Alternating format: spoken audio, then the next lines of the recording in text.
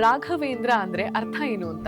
ಈ ಸತ್ಯಲೋಕದಲ್ಲಿ ಬ್ರಹ್ಮದೇವರು ಪೂಜೆ ಮಾಡುವಾಗ ಅದಕ್ಕೆ ಸೇವೆ ಮಾಡ್ತಾ ಇದ್ದಂತ ಶಂಕುಕರ್ಣ ಅಂತ ಹುಡುಗ, ತದನಂತರದಲ್ಲಿ ಬ್ರಹ್ಮದೇವರ ಆಜ್ಞೆಯಂತೆ ಇವನು ಪ್ರಹ್ಲಾದನಾಗಿ ಜನಿಸ್ತಾನೆ.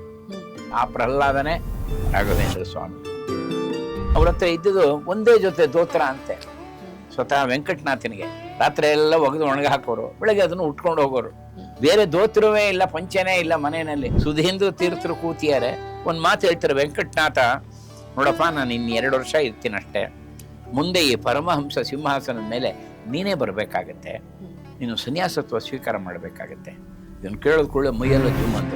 ಈ ಮಗು ತನ್ನ ತಂದೆನೇ ಗುರ್ಸಕ್ಕಾಗಲ್ಲ, ಕಾವ್ಯವಸ್ತ್ರ ಧಾರಣೆ ಮಾಡ್ಕೊಂಡ್ಬಿಟ್ಟಿದ್ದಾರೆ, ಕೇಶ ಮುಂಡನ ಮಾಡ್ಕೊಂಡ್ಬಿಟ್ಟಿದ್ದಾರೆ, ತನ್ನ ತಂದೆನೇ ಗುರ್ಸಕ್ಕೆ ನೋಡಪ್ಪ ನಿಂತೆ ಗೊತ್ತಾಗುತ್ತೆ. ಹೋಗಿ ನಮಸ್ಕಾರ ಮಾಡಿ ಬಂದ್ಬಿಡು. ಜಗದ್ಗುರುಗಳವರು ಮೆಲ್ಲಗೆ ಹೋಗುತ್ತೆ, ಪಾಪ ಕೈ ಮುಕ್ಕೊಂಡು ಹೋಗುತ್ತೆ. ಹೋಗ್ಬಿಟ್ಟು ಅದ್ರ ಹತ್ರ ಹೋಗುತ್ತೆ, ಹೋಗ್ಬಿಟ್ಟು ಆ ಕಾಲು ಹಿಂಗೆ ಮುಟ್ಟೋಣ ಅಂದಾಗ ಅದಕ್ಕೆ ಅಳು ಬಂದು ಆ ಕಾಲ ಮೇಲೆ ಬಿದ್ದೋಗ್ಬಿಡುತ್ತೆ. ಬಿಕ್ಕಿ ಬಿಕ್ಕಿ ಅಳಕ್ಕೆ ಶುರು ಮಾಡ್ಬಿಡುತ್ತೆ, ಅಪ್ಪ ಅಂತ. ಹಾಗೇ ನೋಡಿ ಅವ್ನು ನಮಸ್ಕಾರ ಮಾಡಿದಾಗ ಒಂದು ವಿಶೇಷ ಆಗುತ್ತೆ. ಆ ತಿರುಪತಿ ತಿಮ್ಮಪ್ಪನ ಕೊರಳಿದ್ದಂಥ ತುಳಸಿ ಮಾಲೆ ಅದು ಬಂದು ಬಲಗೈಯಿಂದ ಬಂದು ಇವರು ಕೊರಳಿಗೆ ಬೀಳುತ್ತೆ. ಉಲ್ಲೇಖ ಮಾಡ್ತಾರೆ, ಆ ಗಂಟು ತೆಗೆದುಹಾಕು, ಅದೇನದು ನಾನು ದಾಟಕ್ಕೆ ಹಾಕ್ತಿಲ್ಲ, ತೆಗೆದುಹಾಕು, ನಾನು ಒಳಗೆ ಹೋಗ್ಬೇಕು, ತೆಗೆದುಹಾಕು ಬೇಗ ಅಂತ ಕೂಗುತ್ತೆ. ಅದು ಹಾಗೆ ಅವ್ನಿಗೆ ಅನಿಸುತ್ತೆ. ಗಂಟಲ್ಲಿ ರಾಯರು ಕೊಟ್ಟಂಥ ಮೃತ್ತಿಕೆ ಇದೆ, ಸ್ವಲ್ಪ ಅದ್ರಲ್ಲಿ ಮಣ್ಣು ತಗೊಂಡು ಅದ್ರ ಮೇಲೆ ಹಾಕ್ಬಿಡ್ತಾನೆ. ರಾಘವೇಂದ್ರ ಈಗ ಹಾಕ್ಬಿಡ್ತಾನೆ. ಅದು ಹಾಕಿದ ಕೂಡಲೇ ಸುಟ್ಟು ಬೂದಿ ಆಗ್ಬಿಡುತ್ತೆ, ಜೋರಾಗಿ ಕಿರುಚ್ಕೊಂಡ್ಬಿಡುತ್ತೆ. ಅದು ಅಲ್ಲಿ ಬೃಂದಾವನದಲ್ಲಿ ಮೃತ್ತಿಕೆ ಅಷ್ಟು ಶಕ್ತಿ ಇರುತ್ತೆ. ಯಾರು ಪ್ರದಕ್ಷಿಣೆ ಹಾಕ್ತಾರೋ, ಯಾರು ಅದನ್ನು ಸೇವೆ ಮಾಡ್ತಾರೋ, ಏನೇ ನೈವೇದ್ಯಗಳು ನಡೆಯುತ್ತೋ ಎಲ್ಲ ಕಾರ್ಯನೂ ರಾಯರು ಅದನ್ನು ಸ್ವೀಕಾರ ಮಾಡ್ತಾರೆ. ನಮಸ್ಕಾರ, ನಾನು ಹಂಸ. ನೀವ್ ನೋಡ್ತಿದ್ದೀರಾ ಹಂಸ ವಸಿಷ್ಠ ಯೂಟ್ಯೂಬ್ ಚಾನೆಲ್. ಇದು ಹರಟೆ ವಿತ್ ಹಂಸ.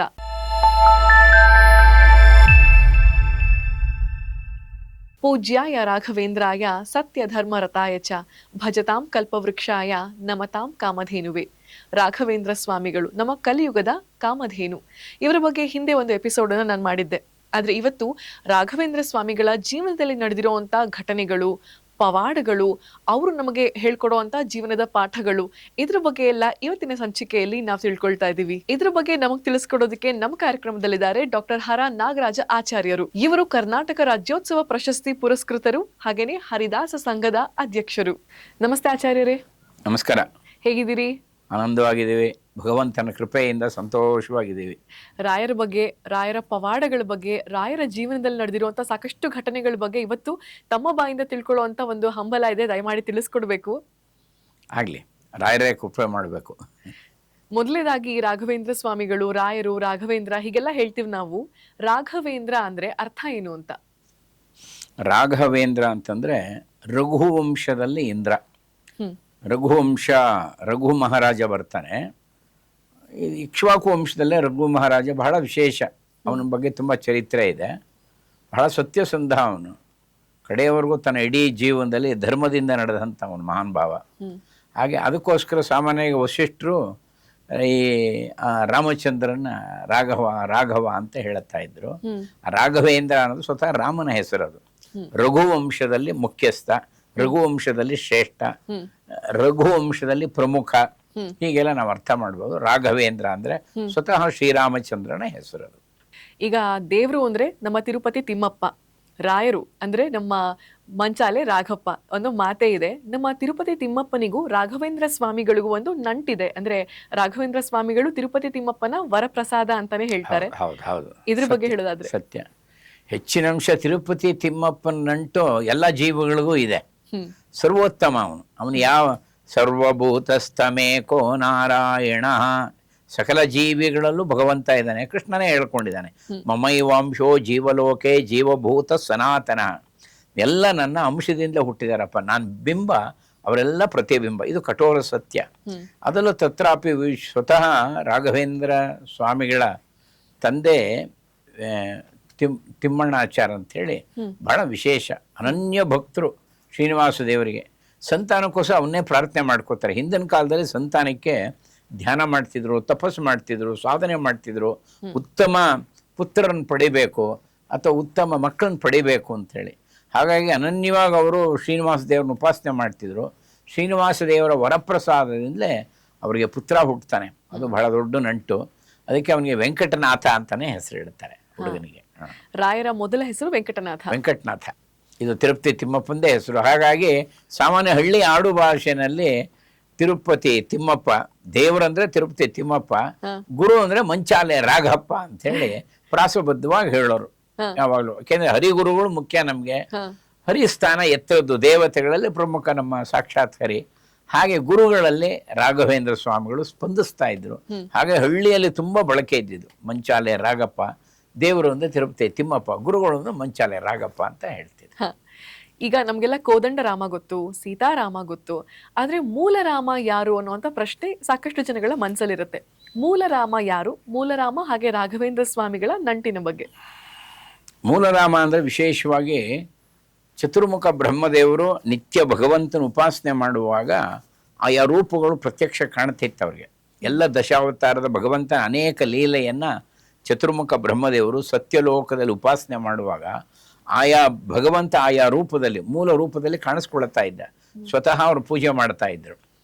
ಹಾಗಾಗಿ ಅವರು ರಾಮಚಂದ್ರನ ಮೂರ್ತಿಯನ್ನ ಬ್ರಹ್ಮದೇವರು ವಿಶ್ವಕರ್ಮನಿಗೆ ಹೇಳಿ ತಂತ್ರಸಾರದ ರೀತಿಯಲ್ಲಿ, ಆಗಮಶಾಸ್ತ್ರ ಪ್ರಕಾರ ತಂತ್ರಸಾರದ ರೀತಿಯಲ್ಲಿ ಪ್ರತಿಮೆಯನ್ನು ಮಾಡಿಸ್ತಾರೆ. ಬಹಳ ವಿಶೇಷವಾದಂಥ ಪ್ರತಿಮೆ ಅದು, ಪಂಚಲೋಹದ್ದು, ವಿಶೇಷವಾಗಿ ತ್ರಿಭಂಗಿಯಲ್ಲಿ ಇದೆ ಅದು.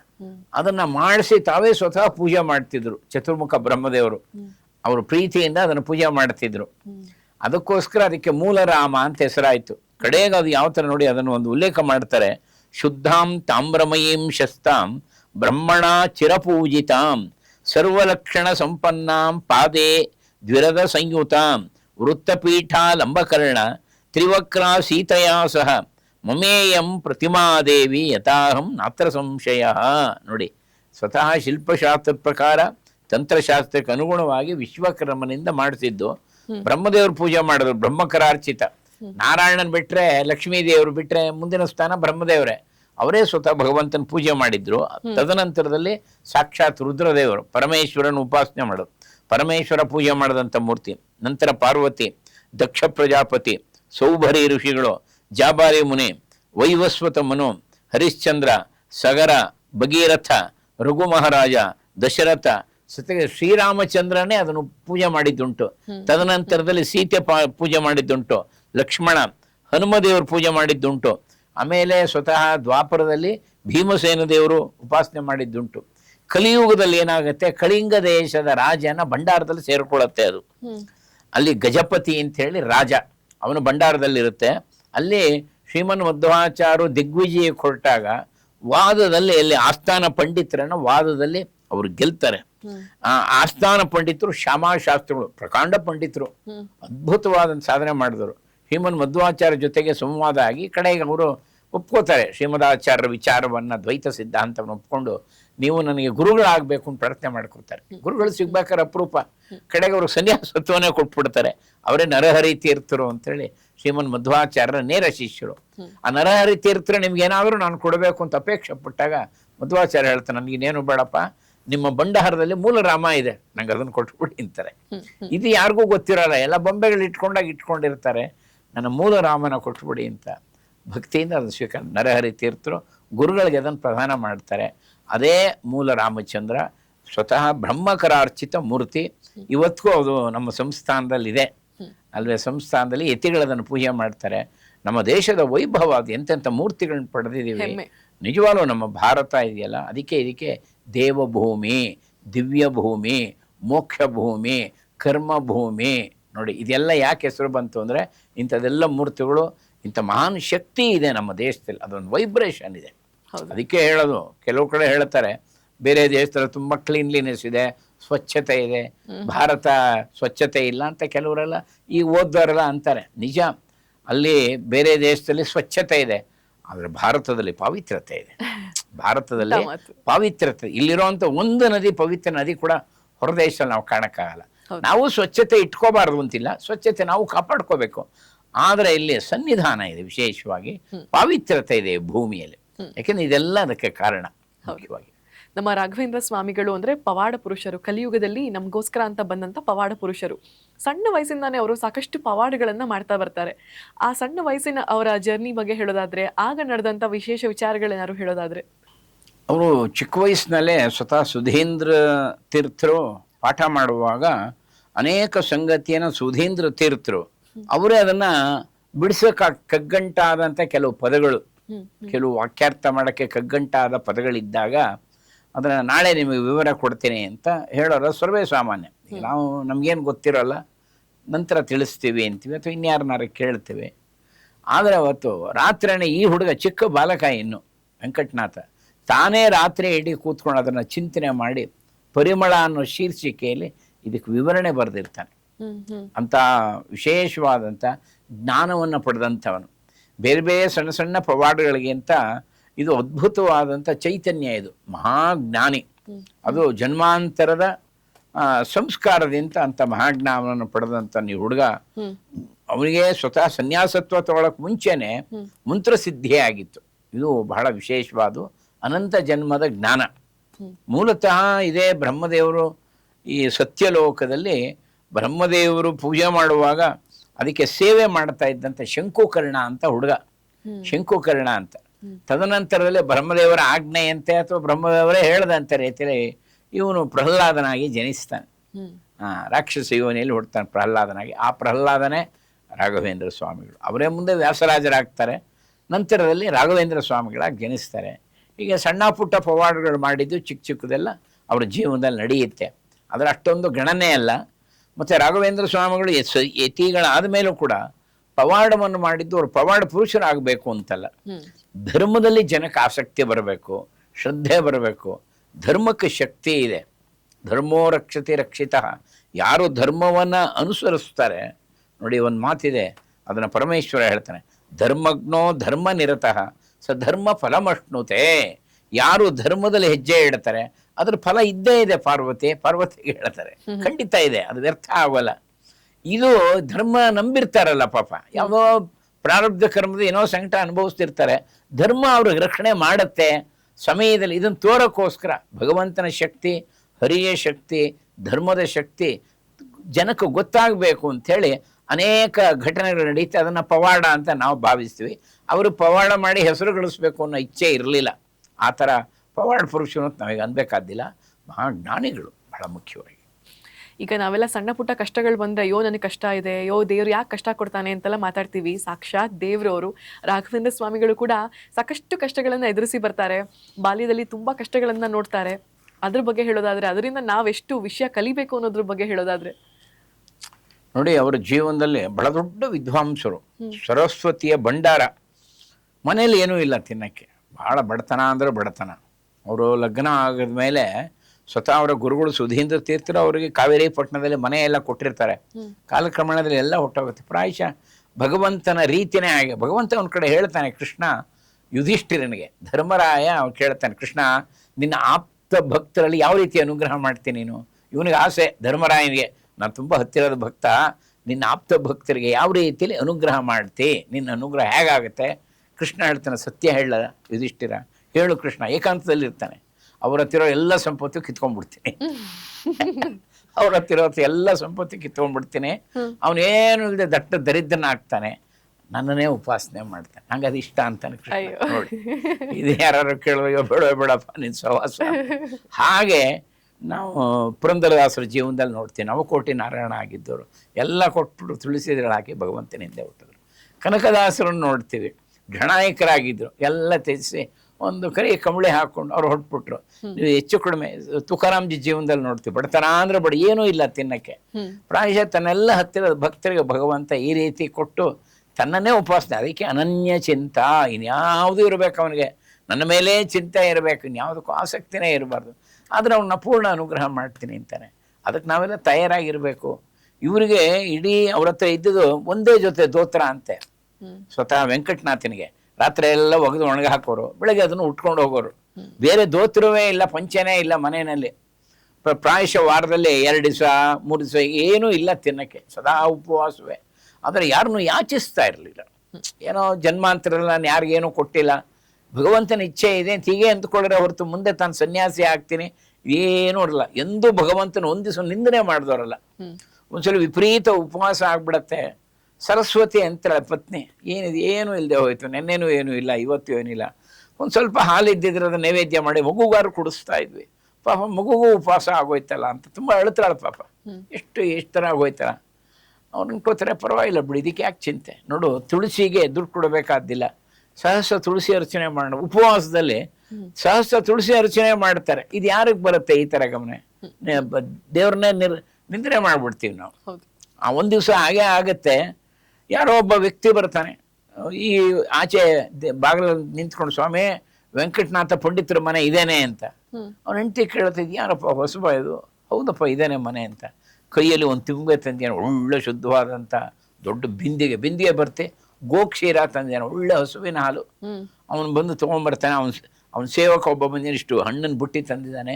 ಹೇಳ್ತಾನೆ, ಸ್ವಾಮಿ ಬೆಳಗ್ಗೆ ತಿರುಪತಿ ತಿಮ್ಮಪ್ಪ ನನ್ನ ಸ್ವಪ್ನದಲ್ಲಿ ಕಾಣಿಸ್ಕೊಂಡ, ಏನೋ ನೀನು ಕೇಳಿದ್ದೆಲ್ಲ ಮಾಡಿದ್ದೀನಿ, ನಿನ್ನ ತೋಟದ ಭರ್ತಿ ಹಣ್ಣು ಕೊಟ್ಟಿದ್ದೀನಿ, ನಿನಗೆ ಬೇಕಾದಷ್ಟು ಹಸುಗಳಲ್ಲಿ ಯಥೇಚ್ಛವಾದಂಥ ಹಾಲು ಚೆನ್ನಾಗಿ ಎಲ್ಲ ಫಲ ಕೊಡ್ತಾ ಇದೆ, ನೀನು ನನ್ನನ್ನು ಮರ್ತು ಬಿಟ್ಟಿಯಲ್ಲೋ ನೀನು ಅಂತ. ಅಯ್ಯೋ ಸ್ವಾಮಿ ಮರ್ತಿಲ್ಲ, ತಿರುಮಲಾಗೆ ನಾನು ಬರೋಕ್ಕಾಗಲಿಲ್ಲ ಸ್ವಾಮಿ, ಬರ್ತೀನಿ, ಇನ್ನೇನು ಕೆಲವೇ ದಿವಸದಲ್ಲಿ ತಿರುಮಲಾಗೆ ಬರ್ತೀನಿ. ಅವಾಗೆಲ್ಲ ನಡ್ಕೊಂಡು ಓಡಾಡೋರು ಪಾಪ. ಆಗ ಭಗವಂತ ಹೇಳ್ತಾನೆ, ಏನು ನನ್ನ ಹತ್ರ ಬರಬೇಡ, ನಿನ್ನ ಊರಿನಲ್ಲೇ ನನ್ನ ಪರಮ ಭಕ್ತ ಇದ್ದಾನೆ ವೆಂಕಟನಾಥ ಪಂಡಿತ ವೆಂಕಟನಾಥ ಅಂತ. ಕೂಡಲೇ ಅವ್ನಿಗೆ ಹೋಗಿ ಸ್ವಲ್ಪ ಹಾಲು ಕೊಡೋಗು, ಸ್ವಲ್ಪ ಕ್ಷೀರ ಕೊಡೋಗು, ಸ್ವಲ್ಪ ಹಣ್ಣು ಕೊಡು, ನನಗೆ ಮುಟ್ಟಿದಾಗ ಆಗುತ್ತೆ ಅಂತ. ತಕ್ಷಣ ನಾನು ಅವ್ರವ್ರನ್ನ ಕೇಳ್ಕೊಂಬಂದೆ, ಈ ಊರ್ಲಿ ನೀವು ಇರೋದೇ ಗೊತ್ತಿಲ್ಲ ನನಗೆ, ಭಗವಂತನ ಆಜ್ಞೆ ಅವನು ಕೊಟ್ಬಿಟ್ಟು ಆಶೀರ್ವಾದ ಪಡ್ಕೊಂಡು ಬಾ, ನನಗೆ ಮುಟ್ಟುತ್ತೆ ಅಂತ. ಇದನ್ನು ಕೇಳಿ ಪಾಪ ಅವರಿಬ್ಬರು ಕಣ್ಣಲ್ಲೂ ನೀರು ಬರುತ್ತೆ, ಪತಿ ಪತ್ನಿಯರಲ್ಲಿ. ಭಗವಂತನ ಕರುಣೆ ಎಷ್ಟಿದೆ ನೋಡಿದ್ಯಾ ನಮ್ಮ ಭಗವಂತ. 3 ದಿವಸ ಉಪವಾಸ ಇದ್ದಾರೆ, ನಾವಾಗ ಅನ್ಕೋತೀವ ಭಗವಂತನ ಕರುಣೆ ಎಷ್ಟಿದೆ. ಆದ್ರೆ ಒಂದು ಸರಸ್ವತಿ ನನ್ನ ಪರಮ ಭಕ್ತ ಅನ್ಬಿಟ್ನಲ್ಲ ಭಗವಂತ ಅವನ ಹತ್ರ. ನಾನು ಯಾವ ಪರಮ ಭಕ್ತ? ಭಗವಂತನ ಒಂಚು ನಿವೇದನೆ ಮಾಡೋ ಯೋಗ್ಯತೆ ನನಗಿಲ್ಲ, ಒಂದು ನಿವೇದನೆ ಮಾಡಕ್ ಒಂದು ಆಹಾರದ ಯೋಗ್ಯತೆ ನಂಗಿಲ್ಲ, ನಾನು ಯಾವ ಪರಮ ಭಕ್ತ ಅಂತ ಪಾಪ ಅದಕ್ಕೂ ದುಃಖಿಸ್ತಾರೆ. ಇದು ಅವರ ಜೀವನದಲ್ಲಿ ನಡೆದಂಥ ಘಟನೆ. ಕಡೆಗೆ ಇದು ಭಗವಂತನಲ್ಲೇ ಅಪಾರವಾದಂಥ ನಂಬಿಕೆ ಇತ್ತು. ಬಡತನ ಮಾತ್ರ ಯಾಕೆಂದ್ರೆ ಒಂದ್ಸಲಿ ಅದನ್ನು ಕಥೆ ಹೇಳುತ್ತಾರೆ. ಜಗಲಿ ಮೇಲೆ ಕೂತಿದ್ದಾರೆ, ಒಬ್ಬ ಒಳ್ಳೆ ಮುತ್ತೈದೆ ಬರ್ತಾಳೆ. ಬಂದು, ಅಪ್ಪ ವೆಂಕಟನಾಥ, ನೀನು ಬಹಳ ದೊಡ್ಡ ಪಂಡಿತ ಅಂತ ಕೇಳಿದ್ದೀನಿ, ನನಗೆ ಆಶ್ರಯ ಕೊಡಪ್ಪ, ನೀನು ಆಶ್ರಯ. ನೀನು ಯಾರಮ್ಮ ನೀನು? ನಾನು ದರಿದ್ರ ಲಕ್ಷ್ಮಿಯಪ್ಪ, ನನಗೆ ಆಶ್ರಯ ಕೊಡು.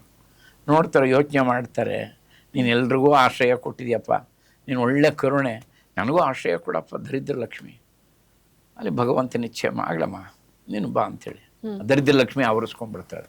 ನಾವು ಕೇಳ್ಕೋತೀವ ದರಿದ್ರ ಲಕ್ಷ್ಮಿ ನಮಗೆ ಬರಲಿ ಅಂತ. ಎಲ್ಲ ವೈಭವ ಲಕ್ಷ್ಮಿ, ಸಂಪತ್ ಲಕ್ಷ್ಮಿ, ಪೂಜೆ ಮಾಡೋದೇ ಎಲ್ಲರೂ ಸಂಪತ್ ಲಕ್ಷ್ಮಿ, ವರಮಹಾಲಕ್ಷ್ಮಿ.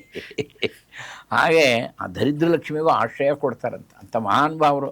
ಅದು ಸುಮ್ಮನೆ ವರ್ಣನೆ ಮಾಡ್ತಾರೆ. ರಾಜ ಗುರುರಾಜಾಚಾರ್ಯ ಅಂತ ಅವರ ಗ್ರಂಥದಲ್ಲಿ ಇದು ಒಂದು ಘಟನೆ ನಡೆದಿದ್ದು. ದರಿದ್ರ ಲಕ್ಷ್ಮಿ ಕೂಡ ಇದು ಭಗವಂತನ ಇಚ್ಛೆ. ಭಗವಂತ ಏನೇನು ಅಂತಾನೆ ಅವನು ತಡ್ಕೊಳ್ಳೋ ಶಕ್ತಿ ಅವನು ಕೊಡ್ತಾನೆ. ನಾನು ಯಾರು ಮಾಡೋಕ್ಕೆ ಅನ್ನುವಂಥ ನಂಬಿಕೆ ಅವರಲ್ಲಿ ಅಪಾರವಾದ ವಿಶ್ವಾಸ ಇತ್ತು. ದಾರಿದ್ರ್ಯವನ್ನು ದೂರ ಮಾಡಿಕೊಂಡ್ರು. ಕಾಲಕ್ರಮೇಣದಲ್ಲಿ ಸನ್ಯಾಸಿಗಳಾದಾಗ ಅವ್ರ ವೈಭವ. ಇವತ್ತು ರಾಘವೇಂದ್ರ ಸ್ವಾಮಿಗಳ ಹೆಸರು ಹೇಳಿ ನಾವು ಲಕ್ಷಾಂತರ ಜನ ಊಟ ಮಾಡ್ತೀವಿ. ಎಷ್ಟು ಕುಟುಂಬಗಳಿದೆ, ಸಾವಿರಾರು ಕುಟುಂಬಗಳು ರಾಘವೇಂದ್ರ ಸ್ವಾಮಿಗಳ ಹೆಸರು ಹೇಳಿ ಆ ಕುಟುಂಬಗಳು ನಡ್ಕೊಂಡು ಹೋಗ್ತಾ ಇದೆ. ಸಾವಿರಾರು ಜನ ಅವ್ರ ಹೆಸರು ಹೇಳಿ ತೀರ್ಥ ಪ್ರಸಾದ ಮಾಡ್ತಾ ಇದ್ದಾರೆ. ಆದರೆ ಅವರ ಜೀವನದಲ್ಲಿ ಹೇಗಿತ್ತು? ಆದರೆ ದೇವರಲ್ಲಿ ಯಾವತ್ತೂ ಕೂಡ ನಂಬಿಕೆ ಕಳ್ಕೊಂಡ್ರಲ್ಲ. ಜನಗಳಿಗೊಂದು ಸಂದೇಶ ಏನು ಅಂದರೆ, ಜನ್ಮಾಂತರದ ಏನಾದ್ರು ಪ್ರಾರಬ್ಧ ಕರ್ಮ ಇದ್ದರೆ ಅದು ಸವ್ಯವರೆಗೂ ನಾವು ತಾಳ್ಮೆಯಿಂದಿರಬೇಕು. ಅದು ನಾವೇ ಜನ್ಮಾಂತರದಲ್ಲಿ ಮಾಡಿದ್ವಿ ಎಂದು ಭಗವಂತ ನಿಂದನೆ ಮಾಡಬಾರ್ದು. ಯಾವತ್ತೂ ಸುಖನೂ ಶಾಶ್ವತ ಅಲ್ಲ, ದುಃಖನೂ ಶಾಶ್ವತ ಅಲ್ಲ, ಎರಡೂ ತಾತ್ಕಾಲಿಕನೇ. ದುಃಖ ಬಂದಾಗ ತಡ್ಕೊಳ್ಬೇಕು, ಸುಖ ಬಂದಾಗಲೂ ಹಿಗ್ಗು ಹೋಗಬಾರ್ದು. ಇದು ಬುದ್ಧಿವಂತರ ಲಕ್ಷಣ. ನಮ್ಮ ಹಿರಿಯರೆಲ್ಲ ಹಾಗೇ ಇದ್ರು. ರಾಘವೇಂದ್ರ ಸ್ವಾಮಿಗಳ ಜೀವನದ ದೊಡ್ಡ ಪಾಠ ಇದೇ ಸಂದೇಶ. ಮುಖ್ಯವಾಗಿ ರಾಘವೇಂದ್ರ ಸ್ವಾಮಿಗಳು ಹಾಗೇನೆ ಸುಧೀಂದ್ರ ತೀರ್ಥರ ಬಗ್ಗೆ ಹೇಳೋದಾದ್ರೆ, ಸುಧೀಂದ್ರ ತೀರ್ಥರು ಬಹಳ, ಅವರ ವಿಚಾರಣೆ ಬಹಳ ವಿಶಿಷ್ಟವಾದ್ದು. ಮಹಾನ್ ಪಂಡಿತರು ಸುಧೀಂದ್ರ ತೀರ್ಥರು. ಹಿಂದೆ ಸುಧೀಂದ್ರ ತೀರ್ಥರು ಅವರು ವಿಜಯೇಂದ್ರ ತೀರ್ಥರ ಶಿಷ್ಯರು. ಆ ಪಾಂಡಿತ್ಯರು ಉತ್ತರ ಭಾರತ ಎಲ್ಲ ಕಡೆ ಪ್ರವೇಶ ಮಾಡ್ತಾರೆ. ನಮ್ಮ ಕರ್ನಾಟಕದ ಒಂದು ವೈಭವ ನಮ್ದದು. ಉತ್ತರ ಭಾರತದಲ್ಲಿ ನೋಡಿ, ಗಯಾ ಕ್ಷೇತ್ರಕ್ಕೆ ಹೋಗ್ತಾರೆ, ಆಮೇಲೆ ಕಾಶಿಗೆ ಹೋಗ್ತಾರೆ, ಪುಷ್ಕರ ಕ್ಷೇತ್ರಕ್ಕೆ ಹೋಗ್ತಾರೆ. ಅಲ್ಲೆಲ್ಲ ದೊಡ್ಡ ದೊಡ್ಡ ವಿದ್ವತ್ ಸಭೆಯಲ್ಲಿ ಚರ್ಚೆ ಮಾಡ್ತಾರೆ. ಭಗವಂತನ ಸನ್ನಿಧಾನ, ಭಗವಂತನ ಸರ್ವೋತ್ತಮತ್ವ, ನಾವೆಲ್ಲ ಭಗವಂತನಿಗೆ ಅಧೀನ. ಭಗವಂತ ಯಾವಾಗಲೂ ಕೂಡ ಅವನ ಅಧೀನದಲ್ಲೇ ನಾವೆಲ್ಲ ನಡ್ಕೊಂಡು ಹೋಗುವಂಥದ್ದು. ಅವನ ಮೇಲೆ, ಅವನ ಸಮ ನಾವು ಯಾರೂ ಅಲ್ಲ, ಅವನ ಮೇಲೇನೂ ನಾವು ಯಾಗೋ ಆಗಕ್ಕಾಗಲ್ಲ. ಅವನ ಅಧೀನತ್ವ ಅಥವಾ ನಮ್ಗೇನಾದ್ರು ಕಾರ್ಯ ನಾವು ಮಾಡಿದರೆ ಅಧೀನ ಕರ್ತೃತ್ವ ಹೇಗೆ ಅನ್ನೋದನ್ನು ವರ್ಣನೆ ಮಾಡೋರು. ಅದಕ್ಕೆ ಮಾತಾಡುವಾಗ ಅವರು ಉಪನಿಷತ್ತು ವೇದಗಳ ಕೊಟೇಶನ್ ಕೊಡೋರು. ಇದು ಬಹಳ ಮುಖ್ಯ. ಈಗ ನಾವೇನಾದ್ರು ಹೇಳೋದಕ್ಕೆ ಎಲ್ಲಿದೆ ಆಧಾರ ಅಂದರೆ ಸಮರ್ಥನೆ ಮಾಡ್ತಾ ಇದ್ರು. ಇದು ಎಲ್ಲ ವಿದ್ವತ್ ಜನಗಳಿಗೆ ಬಹಳ ಆಪ್ಯಾಯಮಾನ ಆಗ್ತಿತ್ತು. ಅಷ್ಟು ಚೆನ್ನಾಗಿ ಒಳ್ಳೆ ವಾಗ್ಮಿ ಸುಧೀಂದ್ರ ತೀರ್ಥರು. ಒಂದು ಉದಾಹರಣೆ ನಿಮ್ಗೆ ಹೇಳಕ್ಕೆ ಹೋದರೆ, ಅವರು ಈ ಗ್ವಾಲಿಯರ್ಗೆ ಬಂದಾಗ ಗ್ವಾಲಿಯರ್ ಮಹಾರಾಜ ಇವ್ರ ವಿಚಾರ ಕೇಳ್ತಾ ನತಮಸ್ತಕನಾಗ್ಬಿಡ್ತಾನೆ. ಸ್ವಲ್ಪ ಹೊತ್ತು ಮಾತಾಡ್ತಾ ಇದ್ದಾರೆ ಆ ವಿದ್ವತ್ ಸಭೆಯಲ್ಲಿ, ಇವ್ರ ಮಾತು ಕೇಳ್ತಾ ಆನಂದ ಆಗ್ಬಿಡುತ್ತೆ. ಎಷ್ಟು ಚೆನ್ನಾಗಿ ಹೇಳ್ತಾರೆ, ವೇದದ ವಿಚಾರ, ನಮ್ಮ ಸಂಸ್ಕೃತಿಯ ವಿಚಾರ ಎಷ್ಟು ಚೆನ್ನಾಗಿದೆ, ಎಷ್ಟು ಹತ್ರ, ಭಗವಂತ ಎಷ್ಟು ಸುಲಭ. ಅವ್ರು ಹೇಳ್ತಾ ಭಗವಂತ ಎಷ್ಟು ಸುಲಭ, ಅವನ್ ಎಷ್ಟು ಕರುಣೆ ಇದೆ, ನಾವು ಈ ಭಾರತ ಜನ್ಮ ತಾಳಿದ್ದೇ ಎಷ್ಟು ಶ್ರೇಷ್ಠ, ಇದೆಲ್ಲ ವರ್ಣನೆ ಮಾಡ್ತಾರೆ. ಮಾತಾ ಪೃಥ್ವಿ ಪುತ್ರೋಹಂ ಪೃಥ್ವ್ಯಾಹ, ಋಗ್ವೇದದ ಮಂತ್ರ ಇದು. ಇಡೀ ಗ್ಲೋಬ್ನೇ ನಾವು ಮಾತೆ ಅಂತೀವಿ. ನಾವು ಭಾರತೀಯರ ವೈಶಿಷ್ಟ್ಯ ಏನು ಅಂದರೆ ನಮ್ಮಲ್ಲಿ ಸಂಕುಚಿತ ಇಲ್ಲ. ಅದಕ್ಕೆ ಸನಾತನ ಹಿಂದೂ ಧರ್ಮ ಅಂತ ಯಾಕೆ ಹೇಳೋದು ಅಂದರೆ ನಮ್ಮಲ್ಲಿ ಸಂಕುಚಿತ ಇಲ್ಲ. ಮಾತಾ ಪೃಥ್ವಿ, ಆ ಗ್ಲೋಬ್ ಏನಿದೆ ಪೃಥ್ವಿನೇ ತಾಯಿ, ಪುತ್ರೋಹಂ ಪೃಥ್ವ್ಯಾಹ, ನಾವಿದ್ರ ಮಕ್ಕಳು. ಇದರಲ್ಲಿ ಸಂಕುಚಿತ ಭಾವನೆ ಇರೋದೇ ಇಲ್ಲ. ಇನ್ಯಾವ ಮತದಲ್ಲೂ ಈ ಕೊಟೇಶನ್ ಇಲ್ಲ. ನಾವು ಭಾಗವಹಿಸ್ತದ್ದು ಹಾಗೆ. ರಾಯರು ಅದನ್ನೇ ಪಾಲಿಸ್ತಾ ಇರೋದು. ನೀವು ಪೃಥ್ವಿಯಲ್ಲಿ ಯಾವ ದೇಶದಲ್ಲಾದ್ರೂ ರಾಯರನ್ನ ಪ್ರಾರ್ಥನೆ ಮಾಡ್ಕೊಳ್ಳಿ, ಅನುಗ್ರಹ ಮಾಡ್ತಾರೆ. ನೀನು ಹೊರದೇಶದವನು, ನೀನು ಫಾರಿನ್ನವನು, ನೀನು ಬೇರೆ ಸಂಪ್ರದಾಯಕ್ಕೆ ಸೇರಿದವನು, ಇದೆಲ್ಲ ಏನು, ಅವನಲ್ಲಿ ಭಕ್ತಿ ಇದೆಯಾ, ಭಗವಂತನಲ್ಲಿ ಭಕ್ತಿ ಇದೆಯಾ, ನಿರ್ವಂಚನೆ ಇದೆಯಾ, ಸರಳತೆ ಇದೆಯಾ, ಇನ್ನೊಬ್ಬರಿಗಾಗಿ ನಾನು ಏನಾದ್ರು ಮಾಡಬೇಕು ಅನ್ನೋಂಥ ಕಳಕಳಿ ಇದೆಯಾ, ಅನುಗ್ರಹ ಮಾಡಿಬಿಡ್ತಾರೆ. ಅವನ ಪ್ರಾರಬ್ಧ ಇದ್ದರೆ ಅದನ್ನು ದೂರ ಮಾಡಿಸ್ತಾರೆ. ಇದು ರಾಯರ ವೈಭವ. ಹೀಗೆ ಈ ಮಾತನ್ನ ಸುಧೀಂದ್ರ ತೀರ್ಥರು ಪಕ್ವತೆಯಿಂದ ಹೇಳೋರು. ಆ ಗ್ವಾಲಿಯರ್ ರಾಜ ನೋಡಿ ತುಂಬ ಸಂತೋಷ ಆಗ್ಬಿಡುತ್ತೆ. ಅವನು ತನ್ನ ಆಸ್ಥಾನದಲ್ಲಿ ಅವ್ರನ್ನ ಕರೆಸಿ ಪಾತ್ಪೂಜೆ ಮಾಡಿಸ್ತಾನೆ. ಪಾತ್ಪೂಜೆ ಮಾಡಿಸ್ಬಿಟ್ಟು, ಇವತ್ತಿಂದ ನಿಮ್ಮನ್ನ ರಾಜಗುರು ಆಗಿ ನಾನು ಸ್ವೀಕಾರ ಮಾಡಿದ್ದೀನಿ. ನೀವು ಯಾವಾಗ ಬೇಕಾದ್ರೆ, ಇವ್ರು ಹೇಳ್ತಾರಪ್ಪ, ನಾವು ದಕ್ಷಿಣ ಭಾರತದವರು ಸ್ವತಃ ಇಲ್ಲಿಗೆಲ್ಲ ಬರೋಕ್ಕಾಗಲ್ಲ, ನೀವು ಯಾವಾಗ ಬಂದರೂ ಪರವಾಗಿಲ್ಲ, ನೀವು ಬಂದು ಹೋಗೋ ಖರ್ಚೆಲ್ಲ ನಮ್ಮ ಭಂಡಾರದಿಂದ ಭರಿಸ್ತೇವೆ, ನೀವು ನಮ್ಮ ಮಾರ್ಗದರ್ಶನ ಮಾಡಬೇಕು ಅಂತೇಳಿ ರಾಜಗುರು ಅಂತ ಸ್ವೀಕಾರ ಮಾಡಿ ಅವ್ರಿಗೆ ಆ ಪದವಿನ ಕೊಟ್ಟು ಬಿಡ್ತಾನೆ. ಒಂದು ಸುವರ್ಣ ಸಿಂಹಾಸನ ಮಾಡ್ತಾನೆ, ಬಹಳ ದೊಡ್ಡ ಚಿನ್ನ ಸಿಂಹಾಸನ ಶಾಸ್ತ್ರೋಕ್ತವಾಗಿ ಕೂಡಿಸಿ ಸುವರ್ಣ ಸಿಂಹಾಸನಾಧೀಶ್ವರ ಅಂಥೇಳಿ ಅವರಿಗೆ ಪದವಿನೇ ಕೊಟ್ಟು ಆ ಸಿಂಹಾಸನವನ್ನು ದಯಪಾಲಿಸ್ಬಿಡ್ತಾನೆ. ಅಂದರೆ ಸುಧೀಂದ್ರ ತೀರ್ಥರು ಈ ಮಟ್ಟದಲ್ಲಿ ಇದ್ದವರು. ಸುಧೀಂದ್ರ ತೀರ್ಥರು ಒಂದು ಸಲ ಯಾವುದೋ ಒಂದು ಸಂದರ್ಭದಲ್ಲಿ ವಿದ್ವತ್ ಸಭೆಯಲ್ಲಿ ಅವರ ತಪಶಕ್ತಿಯಿಂದ ಇದ್ದಕ್ಕಿದ್ದಾಗೆ ಕತ್ಲೆ ಸೂರ್ಯನೇ ಮರೆ ಮಾಡಿಬಿಡ್ತಾರೆ. ಒಳ್ಳೆ ಹಗಲು, ಇದೇ ಥರ ಹಗಲು, ಒಳ್ಳೆ ಮಧ್ಯಾಹ್ನ, ಮಧ್ಯಾಹ್ನ 12 ಗಂಟೆ ಎಲ್ರಿಗೂ ಹೇಳ್ತಾರೆ. ಅವರೆಲ್ಲ ನೋಡ್ತಾನೆ ಕತ್ಲೆ ಆಗೋಗ್ಬಿಡುತ್ತೆ. ಇದೇನು ಇದ್ದಕ್ಕಿದೆ ಕತ್ಲೆ ಆಗೋದು ನೋಡ್ತಾರೆ, 12 ಗಂಟೆ ಮಧ್ಯಾಹ್ನ. ಅಂತ ತಪಶಕ್ತಿ ಇದ್ದವರು ಸುಧೀಂದ್ರ ತೀರ್ಥ, ಅಂತ ವೈಭವ. ಒಂದು ದಿವಸ ಅವರು ಅದೇ ಥರ ಪೀಠದಲ್ಲಿ ಕೂತಿದ್ದಾರೆ, ವೆಂಕಟನಾಥ ಕೂತಿದ್ದಾನೆ. ಅವರೆಲ್ಲ ಏಕಾಂತವೇ, ನಾವೆಲ್ಲ ಮಾತಾಡ್ತಾನೆ ಇರ್ತೀವಿ. ಅವರೆಲ್ಲ ಯೋಗಿಗಳು ಹೆಚ್ಚು ಏಕಾಂತದಲ್ಲಿ ಆದಷ್ಟು ಒಳಗಡೆ ಇರುವಂಥ ಪರಮಾತ್ಮನ ಚಿಂತನೆ ಮಾಡೋರು. ಅವ್ರ ವೈಭವನೇ ಹಾಗೆ. ಸುಧೀಂದ್ರ ತೀರ್ಥರು ಕೂತಿಯಾರೆ, ಒಂದು ಮಾತು ಹೇಳ್ತಾರೆ ವೆಂಕಟನಾಥ, ನೋಡಪ್ಪ, ನಾನು ಇನ್ನು 2 ವರ್ಷ ಇರ್ತೀನಿ ಅಷ್ಟೇ, ಮುಂದೆ ಈ ಪರಮಹಂಸ ಸಿಂಹಾಸನದ ಮೇಲೆ ನೀನೇ ಬರಬೇಕಾಗತ್ತೆ, ನೀನು ಸನ್ಯಾಸತ್ವ ಸ್ವೀಕಾರ ಮಾಡಬೇಕಾಗತ್ತೆ. ಇದನ್ನು ಕೇಳೋದು ಕೂಡಲೇ ಮೈಯೆಲ್ಲ ಜುಮ್ಮಂದು ಹೋಗ್ಬಿಡುತ್ತೆ. ಅಪ್ಪ 26 ವರ್ಷ ವೆಂಕಟನಾಥ ಒಳ್ಳೆ ಮೈಕ್, ಒಳ್ಳೆ ಸುವರ್ಣ ಮೈ, ಒಳ್ಳೆ ಹೇಗಿರುತ್ತೆ, ಅದ್ಭುತವಾದ ತೇಜಸ್ಸು, ಆ ವಿದ್ಯೆಯ ಶಕ್ತಿ ಇದೆಯಲ್ಲ, ಅದ್ಭುತವಾದ ತೇಜಸ್ಸು. ಏನು ಗುರುಗಳೇ ಹೇಗಂತೀರ? ಹೌದಪ್ಪ, ನಾನು ಇನ್ನು 2 ವರ್ಷ ಇರ್ತೀನಿ ಈ ಶರೀರದಲ್ಲಿ, ತದನಂತರದಲ್ಲಿ ನೀನೇ ಈ ಪರಮ ಸಿಂಹಾಸನದ ಮೇಲೆ ಕೂತ್ಕೊಳ್ಬೇಕಾಗತ್ತೆ. ಭಗವಂತನ ಆಜ್ಞೆ ಆಗಿದೆಯಪ್ಪ, ಮೂಲ ರಾಮಚಂದ್ರನ ಆಜ್ಞೆ ಆಗಿದೆ. ನೋಡು, ನಿನ್ನ ಶಿಷ್ಯ ವೆಂಕಟನಾಥನಿಗೆ ಸನ್ಯಾಸತ್ವ ಕೊಡು, ನನ್ನ ಹೆಸರನ್ನೇ ಇಡು ಅಂತ ಭಗವಂತ ಆಜ್ಞೆ. ನೋಡಿ, ಅದೇ ರಾಮನ ಹೆಸರೇ ಅದು, ರಾಘವೇಂದ್ರ. ನೀವಾಗಲೇ ಕೇಳಿದ್ರಲ್ಲ, ನನ್ನ ಹೆಸರೇ ಇಡು. ಇವತ್ತು ನಾವು ರಾಘವೇಂದ್ರ ಅಂದರೆ ರಾಮನ ಹೆಸರು ಆಯಿತು, ಗುರುಗಳ ಹೆಸರು ಆಯಿತು, 2 ಹೆಸರು ಒಂದೇ ಸಲ ಬಂತು. ಇದು ನಮಗಿರೋ ದೊಡ್ಡ ಲಾಭ ಆಯಿತು ಅಲ್ವಾ? ಆ ಥರ ಹೇಳಿದಾಗ ಅವರೆಲ್ಲ, ಇಲ್ಲ, ನಾನು ಸನ್ಯಾಸ ತೊಗೊಳ್ಳೋ ಸ್ಥಿತಿ ಇಲ್ಲ ಗುರುಗಳೇ, ನೀವ್ಯಾಕೆ ಹೀಗೆ ಮಾತಾಡ್ತಾ ಇದ್ದೀರಾ, ಎಂದೂ ಈ ಥರ ಹೇಳಿಲ್ಲ, ನನಗೆ ಆಸಕ್ತಿ ಇಲ್ಲ, ನಾನಿನ್ನೂ ವಿದ್ಯೆ ಈಗ ಅಭ್ಯಾಸ ಮಾಡ್ತಾ ಇದ್ದೀನಿ, ನನಗೆ ಅಂಥ ಜ್ಞಾನ ಕೂಡ ಪ್ರಾಪ್ತಿಯಾಗಿಲ್ಲ. ಇಂಥ ಪೀಠ ಇದು, ಜ್ಞಾನ ಸಿಂಹಾಸನ ಇದು, ಶ್ರೀಮನ್ ಮಧ್ವಾಚಾರ್ಯ ಮೂಲ ಪರಂಪರೆಯನ್ನು ಬಂದಂಥ ದ್ವೈತ ಸಿದ್ಧಾಂತ ಸಿಂಹಾಸನ, ಇದರ ಮೇಲೆ ಕೂತ್ಕೊಂಡು ನಡೆಸ್ಕೊಂಡು ಹೋಗೋ ಯೋಗ್ಯತೆ ನನಗೆ ಎಲ್ಲಿದೆ ಗುರುಗಳೇ? ಮತ್ತು ಇನ್ನೊಂದು ಗುರುಗಳೇ, ನನಗೆ ವೈರಾಗ್ಯವೇ ಬಂದಿಲ್ಲ. ಎಷ್ಟು ಚೆನ್ನಾಗಿ ಕಳಕಳಿಯಾಗಿ ಹೇಳ್ತಾರೆ. ಇವತ್ತು ಯಾರು ಸ್ವಾಮಿಗಳಾಗಬೇಕಾದ್ರೆ ನಾನೇ ನನಗೆ ವೈರಾಗ್ಯ ಇದೆ, ನನಗೆ ಅದು ಗೊತ್ತು ಇದು ಗೊತ್ತು, ನಾನು ಬಿಟ್ಟರೆ ಇನ್ಯಾರಿದ್ದಾರೆ ಅಲ್ಲಿ ಅಂತ ಹೇಳ್ಕೊಳ್ಳೋರು ಇರ್ತಾರೆ. ಆದರೆ ಅವರು ಹೇಳ್ತಾರೆ, ನನಗೆ ವೈರಾಗ್ಯವೇ ಬಂದಿಲ್ಲ. ಇಂಥ ಮಾತು ಹೇಳ್ತಾರೆ ಅಂದರೆ, ನನ್ನ ಹೆಂಡತಿ ಇನ್ನೂ ಚಿಕ್ಕಳು, ನನ್ನ ಹೆಂಡತಿ ನಾನು ತುಂಬ ಪ್ರೀತಿಸ್ತೀನಿ ಗುರುಗಳೇ, ನನಗೆ ವೈರಾಗ್ಯ ಬಂದಿಲ್ಲ, ನಾನೇನಾದರೂ ಸನ್ಯಾಸತ್ವ ತೊಗೊಂಬಿಟ್ರೆ ನಾನು ಇಡೀ ಸಂಸಾರನೇ ಹೊರಟೋಗುತ್ತೆ, ದಯವಿಟ್ಟು ಕ್ಷಮಿಸ್ಬಿಡಿ ಗುರುಗಳೇ, ನಾನು ಹೆಚ್ಚೊತ್ತಿಲ್ಲಿ ಕೂತಿದ್ರೆ ನಿಮ್ಮ ಮಾತಿಗೆ ನಾನು ಒಪ್ಕೋಬೇಕಾಗತ್ತೆ, ನಾನು ಬರ್ತೀನಿ ಗುರುಗಳೇ ಅಂತ ಓಡೋಟೋಗ್ಬಿಡ್ತಾರೆ. ತುಂಬ ಚೆನ್ನಾಗಿದೆ ಇನ್ಸಿಡೆಂಟು. ನಗ್ತಾರೆ ಸ್ವತಃ ಸುಧೀಂದ್ರ ತೀರ್ಥ. ಎಲ್ಲೂ ಹೋಗ್ತೀಯಪ್ಪ, ಭಗವಂತನ ಸಂಕಲ್ಪಕ್ಕೆ ಯಾರೂ ವಿರೋಧ ಅಲ್ಲ, ಏನು ನಡಿಬೇಕಾದ್ರೂ ಅವನ ಸಂಕಲ್ಪದಂತೆ ನಡೆಯೋದು. ಇವ್ರ ಮನಸ್ಸುಗದೇ ಇಲ್ಲೇ ಈ ಸರಸ್ವತಿ ಪಾಪ ರಾತ್ರಿ ಮಲಗಿದಾಳೆ ಆನಂದವಾಗಿ, ಇವ್ರು ರಾತ್ರಿಯಲ್ಲಿ ಎಚ್ಚಿರ ಪಾಪನೆ ಅರ್ಧಂಬರ್ಧ ನಿದ್ದೆ. ಇದೇನು ಹೀಗೆ ಹೇಳ್ಬಿಟ್ರಲ್ಲ ಗುರುಗಳು ಎಂದೂ ಕೂಡ ಅಬದ್ಧ ಹೇಳಲ್ಲ. ಯಾಕೆ ಈ ಥರ ಹೇಳ್ಬಿಟ್ರು? ಇನ್ನು 2.5 ವರ್ಷ ಇರ್ತೀನಿಂದ ನನ್ನೊಂದು ಸನ್ಯಾಸತ್ವ ತಗೋ ಅಂತ ಹೇಳಿದ್ರಲ್ಲ. ರಾತ್ರಿ ಎಲ್ಲ ಚಿಂತೆ, ಒಳ್ಳೆ ಮಸುಕು ನಿದ್ದೆ. ಮಧ್ಯರಾತ್ರಿಯಲ್ಲಿ ವಿದ್ಯಾಲಕ್ಷ್ಮಿ ಕಾಣಿಸ್ಕೋತಾರೆ. ಇದೊಂದು ವೈಭವ. ವೆಂಕಟನಾಥನ ಜೀವನದಲ್ಲಿ ಪ್ರತ್ಯಕ್ಷ ಸರಸ್ವತಿಯನ್ನು ಕಂಡವರು. ವಿದ್ಯಾ ಸರಸ್ವತಿ ಕಾಣಿಸ್ಕೋತಾರೆ. ಏ ವೆಂಕಟನಾಥ, ಹೇಳ ಮೇಲೆ ನೀನು ಒಂದು ಮಗುನ, ಒಬ್ಬ ಹೆಂಡತಿಯನ್ನು, ಒಂದು ಕುಟುಂಬನ ಸಾಕಕ್ಕೆ ಬಂದವನಲ್ಲಪ್ಪ. ನೀನು ಲಕ್ಷ ಜನಗಳ ಕಣ್ಣೀರು ವರ್ಷಕ್ಕೆ ಬಂದಿರೋನು. ದೊಡ್ಡ ಸಾಧಕ ನಾನು. ನಿನ್ನಿಂದ ಲಕ್ಷ ಜನಗಳಿಗೆ ಮಾರ್ಗದರ್ಶನ ಆಗಬೇಕಾಗಿದೆ, ಅವರ ದುಃಖ ದೂರ ಆಗಬೇಕಾಗಿದೆ. ಅದಕ್ಕೋಸ್ಕರ ಬಂದಿರೋದು ನೀನು. ಹೇಳ ಮೇಲೆ ಮೂಲ ರಾಮಚಂದ್ರನ ಪೂಜೆ ಮಾಡೋವಂಥ ಅವಕಾಶ ತಪ್ಪಿಸ್ಕೋತೀಯ ನೀನು? ಹೇಳಪ್ಪ, ನಿನ್ನ ಸ್ವರೂಪ ತಿಳ್ಕೊ, ನೀನು ಯಾರು ಅಂಥೇಳಿ ಇವ್ರು ಹೋಗ್ತಾರೆ, ನೋಡ್ತಾರೆ. ವಿದ್ಯಾ ಸರಸ್ವತಿ ಕಾಣಿಸ್ಕೋತಾ ಇದ್ದಾಳೆ.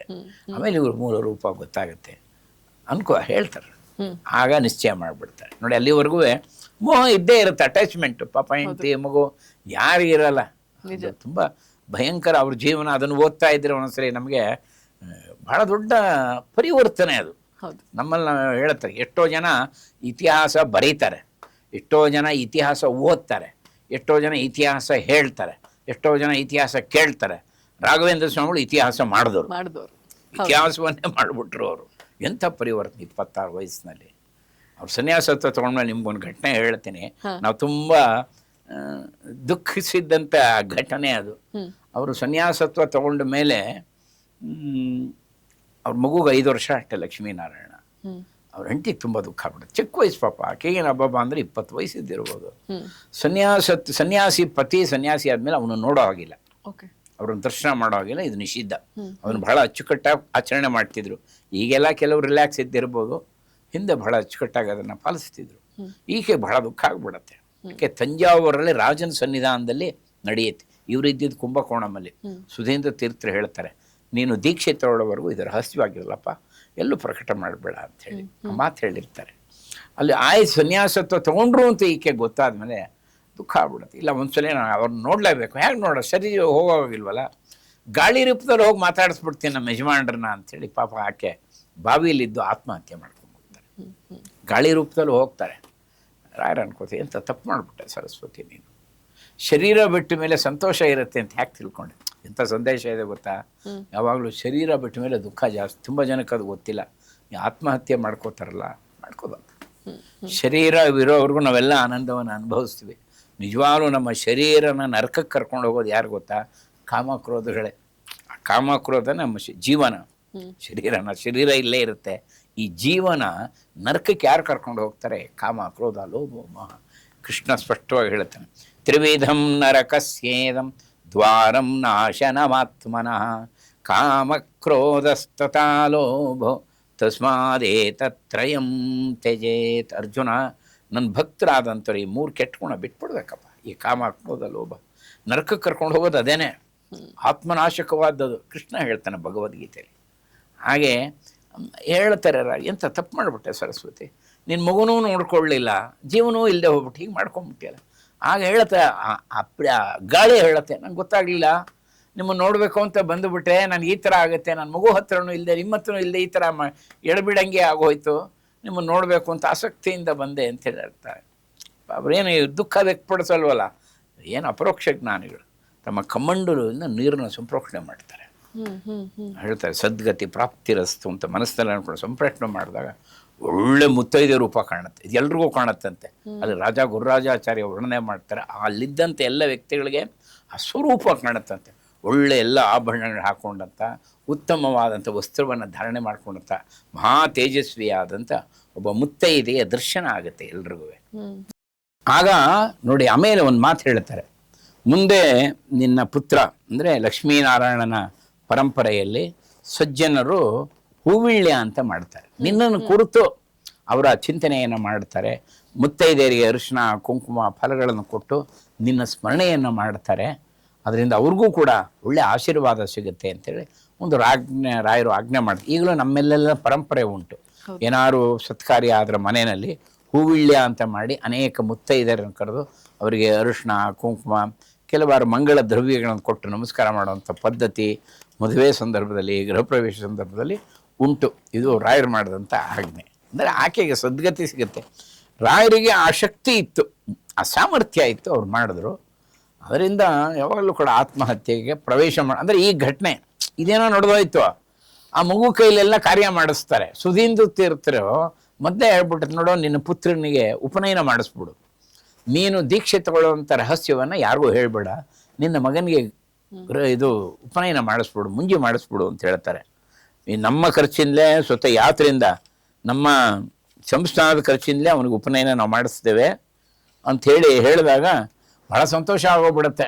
ಯಾರಿಗೆ ವೆಂಕಟನಾಥನಿಗೆ ಈ ಗುರುಗಳೇ ನಿಂತು ಮಾಡಿಸ್ತಾ ಇದ್ದಾರೆ ಅಂತೇಳಿ ತುಂಬ ಪತ್ನಿಗೆ ಹೇಳ್ತಾರೆ, ನೋಡು ಲಕ್ಷ್ಮೀನಾರಾಯಣನ ಉಪನಯನ ಮಾಡಿಸ್ತಾರಂತೆ ಗುರುಗಳು ಮಠದಿಂದ ವತಿಯಿಂದ ಮಾಡ್ತಾ ಇದ್ದಾರೆ, ಗುರುಗಳೇ ಉಪದೇಶ ಮಾಡ್ತಾರೆ. ಇವಳು ಹಿಗೋಗುತ್ತೆ, ನಮ್ಮ ಮಗುಗೆ ಇಷ್ಟು ಚಿಕ್ಕ ವಯಸ್ಸಿನ 5 ವರ್ಷ ಇನ್ನೂ ಹುಡುಗನಿಗೆ, ಅವ್ರು ಒಳ್ಳೆ ಚೂಟಿ ಅವನು ಲಕ್ಷ್ಮೀನಾರಾಯಣ. ಏನು ಪರಂಪರೆ ಹಾಗೆ ಉಪನಯನ ಆಗುತ್ತೆ. ಉಪನಯನ ಮಾಡುವಾಗ ಒಂದು ಸಂಸ್ಕಾರ ಇದೆ. ತಂದೆ ಆದವನು ತೊಡೆಯ ಮೇಲೆ ಕೂಡಿಸ್ಕೊಂಡು ಈ ಮಗುನ ವಿದ್ಯಾಭ್ಯಾಸಕ್ಕೆ ನಿಮ್ಮ ಹತ್ರ ಕಳಿಸ್ತೀನಿ ಅಂತ ದೇವತೆಗಳಲ್ಲಿ ಪ್ರಾರ್ಥನೆ ಮಾಡ್ತಾರೆ. ಚಂದ್ರನಿಗೆ ಸೂರ್ಯನಿಗೆ ನಿಂಗೆ ಸಮರ್ಪಣೆ ಮಾಡ್ತಾ ಇದ್ದೀನಪ್ಪ, ನನಗೆ ನನ್ನ ಮಗುಗೆ ನಾನು ವಿದ್ಯೆ ಹೇಳ್ಕೊಡೋಕ್ಕಾಗಲ್ಲ, ನೀವೆಲ್ಲ ಅವನಲ್ಲಿ ನಿಂತು ಒಳ್ಳೆ ವಿದ್ಯೆ ಬರೋ ಹಾಗೆ ಅವನಿಗೆ ಅನುಗ್ರಹ ಮಾಡಿ ಅಂತ ತೊಡೆ ಮೇಲೆ ಕೂಡಿಸ್ಕೊಂಡು, ಅದೊಂದು ಚೆನ್ನಾಗಿದೆ ಮಂತ್ರ. ಅಗ್ನೇತ್ವಾ ಪ್ರದಾದಾಮಿ ಸವಿತ್ರೇತ್ವಾ ಪ್ರದಾದಾಮಿ ಸೋಮಾಯತ್ವಾ ಪ್ರದಾದಾಮಿ ದೇವತಾ ಏವ ರಕ್ಷಕಾ ನಾಣ್ಯತೆ. ದೇವತೆಗಳೇ ಇವನನ್ನು ರಕ್ಷಣೆ ಮಾಡಬೇಕು. ಅಪ್ಪ ಸೋಮ ನಿಂಗೆ ಸಮರ್ಪಣೆ ಮಾಡಿದ್ದೀನಿ, ಅಪ್ಪ ಸೂರ್ಯ ನಿಂಗೆ ಸಮರ್ಪಣೆ ಮಾಡಿದ್ದೀನಿ ಅಂಥೇಳಿ ಇದು ಹೇಳುವಾಗ ಒಳಗಡೆ ವೆಂಕಟನಾಥನ ಕಣ್ಣಲ್ಲಿ ನೀರು ಬಂದ್ಬಿಡುತ್ತೆ. ಇದು ಸತ್ಯ. ಇದು ಬೇರೆಯವ್ರಿಗೆ ಗೊತ್ತಾಗ್ತಿಲ್ಲ. ನಾನು ಸನ್ಯಾಸಿ ಆಗಿಬಿಡ್ತೀನಿ, ಈ ಮಗು ಅನಾಥ ಆಗಿಬಿಡುತ್ತಲ್ಲ, ನೀವೇ ನೋಡ್ಕೋಬೇಕಪ್ಪ, ಇನ್ಯಾರು ನೋಡ್ಕೋತಾರೆ? ಇನ್ಯಾರು ಬಂದು ಉಳಿಲ್ಲ, ಬಡತನದಲ್ಲಿ ಇದ್ದವರು, ನೀನೇ ನೋಡ್ಕೋಬೇಕಪ್ಪ, ನಾನು ಹೊರಟೋಗ್ತೀನಿ ಇವನು ಅಂದರೆ ಸನ್ಯಾಸಿಯಾಗಿ ಹೊರಟೋಗ್ತೀನಿ, ಸಂಸಾರದ ಬಂಧನ ನಂಗಿರೋಲ್ಲ, ಸಂಸಾರ ನೋಡ್ಕೊಡಲ್ಲ, ನಿಮಗೇ ನಿಜವಾಗ್ಲೂ ಸಮರ್ಪಣೆ ಮಾಡಿದ ಕಣ್ಣಲ್ಲಿ ಎಲ್ರಿಗೂ ಎಷ್ಟು ಪ್ರೀತಿ ಮಗನ ಮೇಲೆ, ಅದಕ್ಕೆ ಕಣ್ಣೀರು ಹಾಕ್ತಾ ಇದ್ದಾನೆ ವೆಂಕಟನಾಥ ಅಂತ ಈಗ ಅನ್ಕೋತಾ ಇದ್ದಾರೆ. ಇವರು ಸ್ವತಃ ಅನುಭವಿಸ್ತಾ ಇದ್ದಾರೆ. ದೇವತೆಗಳು ನಿಮಗೆ ಸಮರ್ಪಣೆ ಮಾಡಿದ್ದೀನಪ್ಪ, ಈ ಮಗು ನೀವೇ ನೋಡ್ಕೋಬೇಕು, ನಾನು ಭಗವಂತನ ಆಜ್ಞೆಯಂತೆ ಸನ್ಯಾಸತ್ವ ತಗೋತಾ ಇದ್ದೀನಿ, ಈ ಮಗು ನೀವೇ ನೋಡ್ಕೋಬೇಕು ಅಂತ ಆ ಪ್ರಸಂಗ ಇದೆಯಲ್ಲ. ಇದೆಲ್ಲ ಆದಮೇಲೆ ಏನಾಗೋಗ್ಬಿಡುತ್ತೆ, ಆ ಮಗು ಈ ತಾಯಿ ತೀರ್ಕೊಂಡಾಗ ಸಂಸ್ಕಾರ ಮಾಡಿಸ್ತಾರೆ, ಉಪನಯನ ಆಗಿದೆ ಅಂತೇಳಿ. ಈ ಉದ್ದೇಶಕ್ಕೆ ಸುಧೀಂದ್ರ ತೀರ್ಥರು ಹೇಳಿದ್ದಿರ್ಬೋದು ಮಾಡ್ಬಿಡಪ್ಪ ಅಂತ, ಯಾಕೆಂದ್ರೆ ಅದು ಸಂಸ್ಕಾರ ಆಗಬೇಕಲ್ಲ. ಹೌದು, ಮಗು ಕೈಯಲ್ಲೇ ಸಂಸ್ಕಾರ ಮಾಡಿಸ್ತಾರೆ. ಅದೇನೋ ಕೈ ಹಿಡ್ಕೊಂಡು ಪಾಪ ಎಲ್ಲ ಮಾಡಿಸ್ತಾರೆ. 15 ದಿವಸ ಆದಮೇಲೆ ಮಗು ಒಳಗೆ ಶುರು ಮಾಡಿಬಿಡುತ್ತೆ. ಅಮ್ಮ ಅಮ್ಮ ಅಂತ, ಅಮ್ಮ ದೇವ್ರ ಹತ್ರ ಕೊಟ್ಟೋಗಿದ್ದಾಳಪ್ಪ, ಅಮ್ಮ ಅನ್ಬೇಡ, ದೇವ್ರ ಹತ್ರ ಕೊಟ್ಟೋಗಿದೆ ಅಮ್ಮ ಅಂತ. ಪಾಪ ಅದಕ್ಕೇನು ಗೊತ್ತಾ ಯಾವ ದೇವರು, ನಮ್ಗಳಿಗೆ ಇನ್ನೂ ಅರ್ಥವಾಗಿಲ್ಲ ಯಾವ ದೇವರು ಏನೋ, ಅರ್ಧಂಬರ್ಧ ನಾವು. ಆಗ ಆ ಮಗು ಏನು ಮಾಡುತ್ತೆ, ಅಪ್ಪನ ನೋಡಬೇಕು ಅಂತ ಹಠ ಮಾಡುತ್ತೆ. ಅದಕ್ಕಿದ್ದಿದ್ದು 2 ಆಸ್ತಿ, ಒಂದು ಅಪ್ಪ ಒಂದು ಅಮ್ಮ. ಇನ್ಯಾರು ಬಂಧುಗಳೇ ಇಲ್ಲ, ಬಡತನದಲ್ಲಿ ಯಾರು ಇರ್ತಾರೆ? ಅವ್ರು ಎಷ್ಟೋ ಸಲ ವೆಂಕಟನಾಥ ಪೂಜೆಗಳು ಮಾಡುವಾಗ ಮಗುವನ್ನ ತೊಡೆ ಮೇಲೆ ಕೂಡಿಸ್ಕೊಳ್ಳೋರಂತೆ, ಪಕ್ಕದಲ್ಲಿ ಕೂಡಿಸ್ಕೊಳ್ಳುತ್ತೆ, ಜಾಕ್ಟ ನುಡಿಸೋ, ಶಂಖ ನುಡಿಸೋ, ನೀನು ತುಳಸಿ ಹಾಕೋ, ಪ್ರೀತಿ ಅಟ್ಯಾಚ್ಮೆಂಟ್ ಇತ್ತು. ಆ ಮಗು ಹೇಳ್ತಾನೆ ಅಪ್ಪನ ನೋಡಬೇಕು ಅಂತ. ಏನು ಈ ಮಗು ಹ್ಯಾಕೆ ತೋರಿಸೋದು, ಸನ್ಯಾಸಿ ಆಗಿಬಿಟ್ಟಿದ್ದಾರೆ. ತುಂಬ ಹಠ ಮಾಡಿ ಕಡೆಗೆ ಆಹಾರ ತೊಗೊಳೋದು ನಿಲ್ಲಿಸ್ಬಿಡುತ್ತೆ ಮಗು. ನಂಗೇನು ಬೇಡ, ಅಪ್ಪ ಬೇಕು, ನಂಗೆ ಅಪ್ಪ ಬೇಕು, ಅಪ್ಪನ ನೋಡಬೇಕು ಅಂತ. ಅಪ್ಪ ಇಲ್ಲ ಅನ್ನೋ ಹೋಗಿಲ್ಲ ಇವರು. ಕಡೆಗೆ ಅವರ ಪೂರ್ವಾಶ್ರಮದ ಅಣ್ಣ ಗುರುರಾಜಾಚಾರ್ಯ ಅಂತಿರ್ತಾರೆ, ವೆಂಕಟನಾಥನಿಗೆ ಅಣ್ಣ. ಅವ್ರು ಹೇಳ್ತಾರೆ, ನಾನು ತೋರಿಸ್ತೀನಪ್ಪ ನಿನಗೆ, ಅಪ್ಪನ ತೋರಿಸ್ತೀನಿ, ಆದರೆ ಅವರು ಗುರುಗಳಪ್ಪ, ಜಗದ್ಗುರುಗಳು, ನೀನು ಅವ್ರು ನೋಡಿ ನಮಸ್ಕಾರ ಮಾಡಿ ಬಂದ್ಬಿಡ್ಬೇಕು, ಅವ್ರ ಹತ್ರನೇ ಇರೋಕ್ಕಾಗಲ್ಲ, ಕರ್ಕೊಂಡು ಹೋಗ್ತಾರೆ. ಆ ಮಗು ಹೂನ್ನತ್ತೆ, ಕರ್ಕೊಂಡು ಹೋಗ್ತಾರೆ. ಅಲ್ಲೇನು ಆ ಮಂಟಪದಲ್ಲಿ ಶಿಷ್ಯರಿಗೆ ಪಾಠ ಹೇಳ್ತಾ ಇದ್ದಾರೆ. ನೋಡಪ್ಪ ನಿಮ್ಮ ಅಪ್ಪ ಅಲ್ಲಿದ್ದಾರೆ ನೋಡಿ. ಈ ಮಗು ತನ್ನ ತಂದೆನೇ ಗುರ್ಸೋಕ್ಕಾಗಲ್ಲ, ಎಳ್ಳ ಕಾವ್ಯ ವಸ್ತ್ರ ಧಾರಣೆ ಮಾಡ್ಕೊಂಡ್ಬಿಟ್ಟಿದ್ದಾರೆ, ಕೇಶ ಮುಂಡನ ಮಾಡ್ಕೊಂಡ್ಬಿಟ್ಟಿದ್ದಾರೆ, ತನ್ನ ತಂದೆನೇ ಗುರ್ಸೋಕೆ ನೋಡಪ್ಪ ನಿಂತೆ ಗೊತ್ತಾಗುತ್ತೆ, ಹೋಗಿ ನಮಸ್ಕಾರ ಮಾಡಿ ಬಂದ್ಬಿಡು. ಜಗದ್ಗುರುಗಳವರು ಮೆಲ್ಲಗೆ ಹೋಗುತ್ತೆ, ಪಾಪ ಕೈ ಮುಕ್ಕೊಂಡು ಹೋಗುತ್ತೆ, ಹೋಗ್ಬಿಟ್ಟು ಅದ್ರ ಹತ್ರ ಹೋಗ್ಬಿಟ್ಟು ಆ ಕಾಲು ಹಿಂಗೆ ಮುಟ್ಟೋಣ ಅಂದಾಗ ಅದಕ್ಕೆ ಅಳು ಬಂದ್ಬಿಡುತ್ತೆ, ಆ ಕಾಲ ಮೇಲೆ ಬಿದ್ದೋಗ್ಬಿಡುತ್ತೆ ಮಗು, ಬಿಕ್ಕಿ ಅಳಕ್ಕೆ ಶುರು ಮಾಡ್ಬಿಡುತ್ತೆ ಅಪ್ಪ ಅಂತ. ಆ ಶಿಷ್ಯರೆಲ್ಲ ಅಳ್ತಾರೆ ಪಾಪ, ಕಣ್ಣು ಒರೆಸ್ಕೋತಾರೆ ಶಿಷ್ಯರು. ರಾಯರ ಶಾಂತವಾಗಿ ಕೂತ್ಕೊತಾರೆ, ಅಳ್ಬಿಡಪ್ಪ, ಹರಿ ಇದನ್ನು ಭಗವಂತ ನೋಡ್ಕೋತಾನೆ, ನಮಗೆ ಅಮ್ಮ ಅಪ್ಪ ಬಂಧು ಎಲ್ಲ ಅವನೇ. ಹರಿರೇವ ಪರೋ ಹರಿರೇವ ಗುರು ಹರಿರೇವ ಜಗತ್ ಪಿತೃ ಮಾತೃಗತಿ. ಅವನೇ ಎಲ್ಲ ಗತಿ. ಎಲ್ರಿಗೂ ಯಾರಿಗೆ ಮಕ್ಕಳಿಲ್ಲ ಅವನೇ ಮಗ, ಯಾರಿಗೆ ತಂದೆ ಇಲ್ಲ ಅವನೇ ತಂದೆ, ಯಾರಿಗೆ ಪತಿ ಇಲ್ಲ ಅವನೇ ಪತಿ, ಸಕಲ ಬಂಧು ಹರಿನೇ. ಅದು ತುಂಬ ವಿಚಾರವಾದಂಥ ಸಂಗತಿ ಅದು. ಹೇಳ್ಬೇಡಪ್ಪ, ದುಃಖಿಸ್ಬೇಡ, ಭಗವಂತ ನೋಡ್ಕೋತ ಅಳಬಾರ್ದು ನೀನು ಅಂತೇಳಿ ಸಮಾಧಾನ ಮಾಡ್ತಾರೆ. ಈ ಘಟನೆ ಓದಿದಾಗ ನಮಗೆ ನೋಡಿ ಅವರ ಜೀವನನೇ ತ್ಯಾಗ ಅಲ್ವೇ. ಇವತ್ತು ಎಷ್ಟು ಜನ ಆರ್ತರವಾಗಿ ಗುರುಗಳೇ ನಂಗೆ ಆ ಸಮಸ್ಯೆ, ಗುರುಗಳೇ ನಂಗೆ ಈ ಸಮಸ್ಯೆ ಅಂತಾರೆ. ಅವರ ಸಂಸಾರವೇ ಪೂರ್ತಿ ತ್ಯಾಗ ಆಗೋಯ್ತು. ನಮ್ಮ ವೇದದಲ್ಲಿ ಒಂದು ಮಾತಿದೆ, ಯಾರಿಗೆ ಅಮರತ್ವ ಸಿಗುತ್ತೆ ಅಂದರೆ ತುಂಬ ಜನ ಮಕ್ಕಳನ್ನ ಪಡೆದವ್ರನ್ನಲ್ಲ, ತುಂಬ ಹಣ ಇದ್ದವ್ರಿಗಲ್ಲ, ಅಥವಾ ತುಂಬ ಶಿಷ್ಯರನ್ನ ಪಡೆದವ್ರನ್ನೂ ಅಲ್ಲ, ಇಡೀ ಜೀವನ ಕಷ್ಟಪಟ್ಕೊಂಡೇ ಇದ್ದ ಅಂತ ಅವ್ರಿಗೆಲ್ಲ ಅಮರತ್ವ ಸಿಗುತ್ತೆ ಅಂತೇನಿಲ್ಲ. ಹೇಳುತ್ತೆ ನ ಕರ್ಮಣ ನ ಪ್ರಜಯಾ ಧನೇನ. ಇಡೀ ಜೀವನ ಕಷ್ಟಪಟ್ಟಿದ್ದಾನೋ, ಅವನು ಯಾತಕ್ಕೆ ಪಟ್ಟಿದ್ದಾನೋ ಏನೋ ಗೊತ್ತಿಲ್ಲ, ಅವನಿಗೆ ಅಮರತ್ವ ಸಿಗುತ್ತೆ ಅಂತೇನಿಲ್ಲ. ನ ಪ್ರಜಯ, ತುಂಬ ಶಿಷ್ಯರಿದ್ದಾರೆ, ತುಂಬ ಮಕ್ಕಳು, ಹಿಂದಿನ ಕಾಲದಲ್ಲಿ 14, 15, 17 ಮಕ್ಕಳುಗಳಿರೋರು, ಅವ್ರಿಗೆ ಅಮರತ್ವ ಸಿಗುತ್ತೆ ಅಂತೇನಿಲ್ಲ.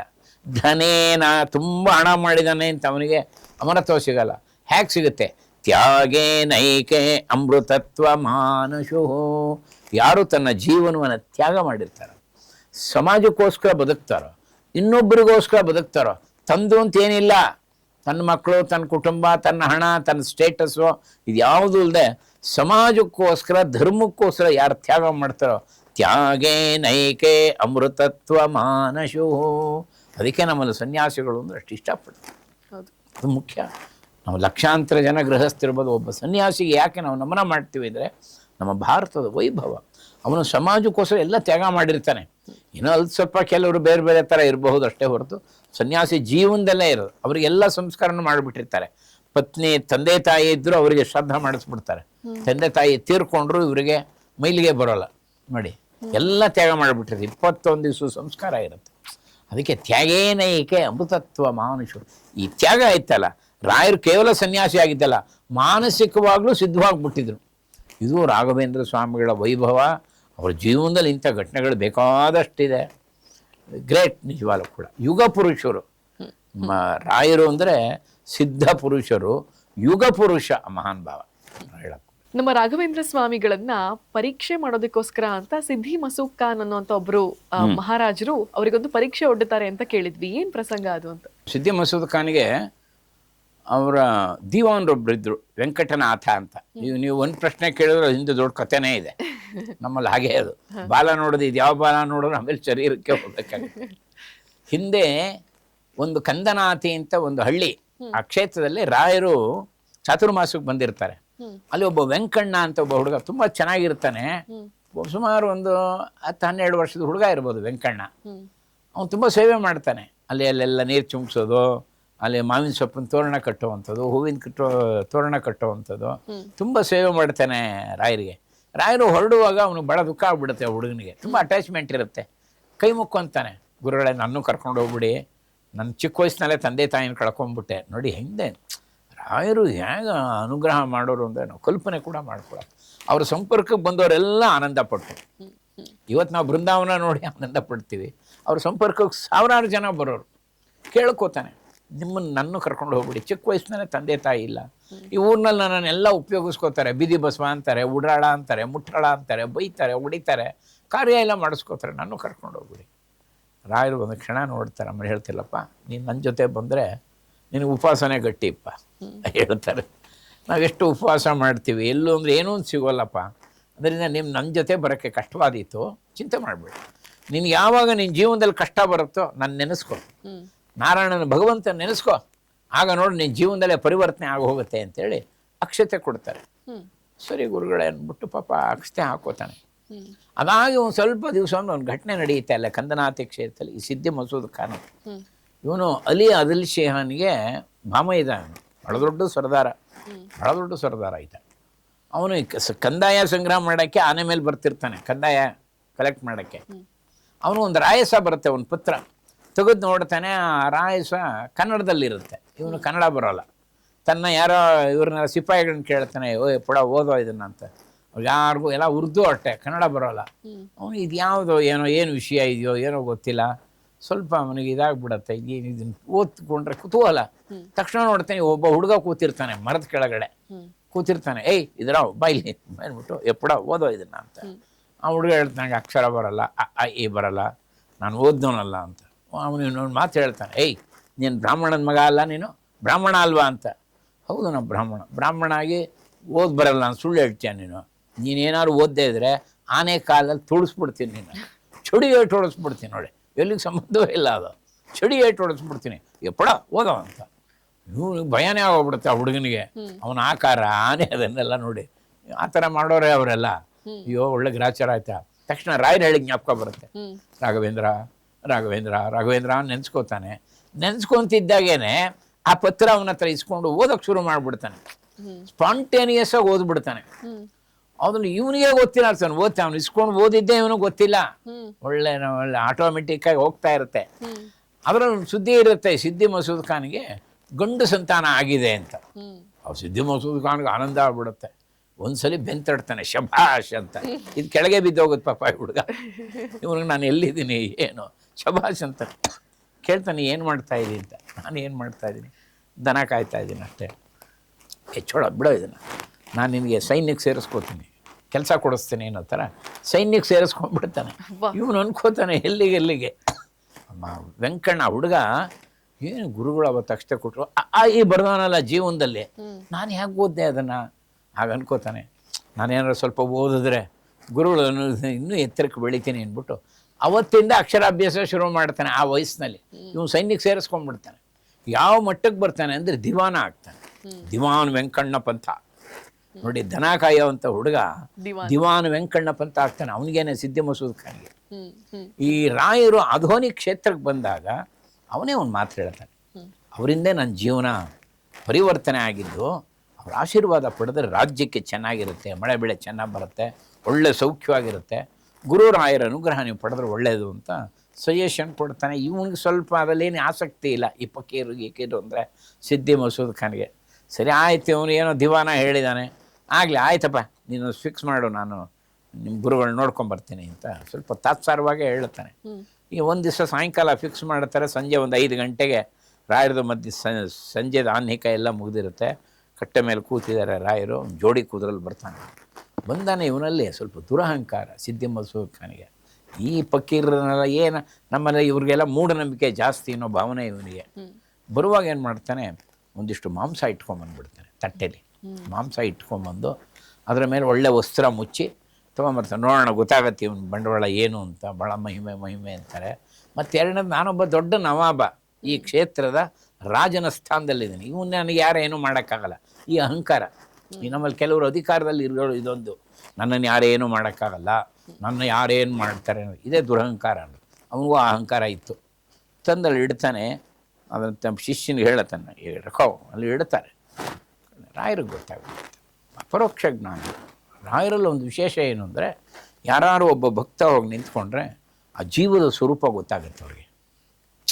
ಈ ಜೀವದ ಆ ಸ್ವರೂಪನೇ ಗೊತ್ತಾಗ್ಬಿಡುತ್ತೆ ಅವ್ರಿಗೆ, ಇವ್ನು ಯಾರು, ಏನೇನು ಮಾಡಿದ್ದ ಎಲ್ಲ ಅಂತ. ಮಹಾನ್ ಭಾವರು ಅವರು, ಅಪರೋಕ್ಷ ಜ್ಞಾನಿಗಳು. ಅವ್ರಿಗೆ ಗೊತ್ತಾಗ್ಬಿಡುತ್ತೆ. ತನ್ನ ಶಿಷ್ಯನಿಗೆ ಹೇಳಿ ಕಮ್ಮಂಡಲೆಯಿಂದ ಸಂಪ್ರೋಕ್ಷಣೆ ಮಾಡಿಸ್ತಾರೆ. ಸಂಪ್ರೋಕ್ಷಣೆ ಮಾಡಿ ಶಿಷ್ಯನಿಗೆ ಹೇಳಿ, ತೆಗಿ ದೇವರಿಗೆ ಅದನ್ನು ನಿವೇದನೆ ಮಾಡೋಣ. ಅವ್ನು ತೆಗಿಯೋಕ್ಕೆ ಹೋಗ್ತಾನೆ. ಇವನು ಅನ್ಕೋತಾನೆ, ನಾವು ಈಗ ಗೊತ್ತಾಗುತ್ತೆ ಅವ್ರು ಬಂಡವಾಳ ಒಳೊಳಗೇನಾಗ್ತಾ ಇದ್ದಾನೆ. ಆ ಶಿಷ್ಯ ತೆಗೆದುಕೊಳ್ಳು ಎಲ್ಲ ಹಣ್ಣಾಗ್ಬಿಟ್ಟಿರುತ್ತೆ. ಯಾರು ಏನು ಗೊತ್ತಿಲ್ಲ, ಅವನಿಗೆ ಗೊತ್ತು, ತಂದವನಿಗೆ ಗೊತ್ತು. ತೆಗಿತಾರೆ. ನಡ್ಗೋಗ್ಬಿಡ್ತಾನೆ ಇವನು ಸಿದ್ದಿ ಮಸೂದ್ ಖಾನ್. ಬೆವ್ತು ಹೋಗ್ತಾನೆ, ಗಡ ನಡ್ಗೋಗ್ತಾನೆ. ಆಮೇಲೆ ವೆಂಕಟನಾಥ ಹೇಳಿದ ಮಾತು ಜ್ಞಾಪಕ ಬರುತ್ತೆ, ಒಬ್ಬ ದನ ಕಾಯೋನ್ನ ದಿವಾನ ಆಗಿ ದಿವನಿಂದಲೇ ನಾನು ದಿವಾನ ಅದನ್ನು ನನ್ನನ್ನು ಯಾವ ಸ್ಥಿತಿ ಬೇಕಾದ್ರೆ ತರ್ಬೋದು ಇವರು. ಏನು ದೀರ್ಘದಂಡ ನಮಸ್ಕಾರನೇ ಮಾಡಿಬಿಡ್ತಾನೆ. ಭಾಳ ಕ್ಷಮಿಸಿ ಗುರುಗಳೇ, ನಾನೇನೋ ಅಂತ ತಿಳ್ಕೊಂಡು ನಾನು ಈ ಥರ ತಪ್ಪು ಮಾಡಿಬಿಟ್ಟು ಭಾಳ ದೊಡ್ಡ ತಪ್ಪು ಮಾಡಿದೆ ನಾನು. ಇದು ಇನ್ಯಾರಿಗೂ ಗೊತ್ತಾಗಿಲ್ಲ ಇವನೇನು ತಪ್ಪು ಮಾಡಿ, ಇವನು ಮನದ ಒಳಗಡೆನೆ ಗಿಲ್ಟಿ ಕಾನ್ಷಿಯಸ್ಸು, ತಪ್ಪು ಮಾಡಿಬಿಟ್ಟೆ ಅಂತ. ರಾಯರು ಹೇಳ್ತಾರೆ. ರಾಯರ ಕೋಪ ಇಲ್ಲ. ಇದೊಂದು ವಿಶೇಷ ರಾಯರಲ್ಲಂದರೆ, ಎಂದೂ ಕೋಪಿಸ್ಕೊಂಡರಲ್ಲ.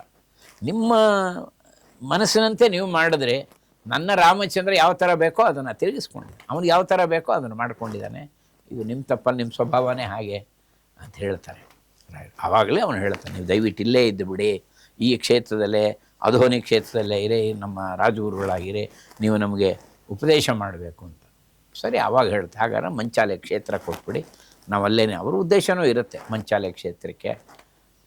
ಅವಾಗ ಅವನು ವೆಂಕಣ್ಣಗೆ ಹೇಳ್ತಾನೆ, ಯಾಕೆ ಗುರುಗಳು ಮಂಚಾಲ ಕ್ಷೇತ್ರ ಕೇಳ್ತಾರೆ, ಬರೀ ಕಲ್ಲು ಮಣ್ಣು ಈ ಬಂಡೆಗಳಿರೋ ಜಾಗ, ಅದು ಫಲವತ್ತಾದ ಭೂಮಿನೇ ಕೊಡ್ತೀನಿ, ಎಷ್ಟು ಬೇಕಾದ್ರೆ ಅಷ್ಟು ಕೊಡ್ತೀನಿ, ಒಳ್ಳೆ ಫಲವತ್ತಾದ ಭೂಮಿ ಇಟ್ಕೊಳ್ಳಿ ಗುರುಗಳು, ಒಳ್ಳೆ ಗುರುಕುಲ ಎಲ್ಲ ಮಾಡ್ಕೊಂಡು ಅಂತ.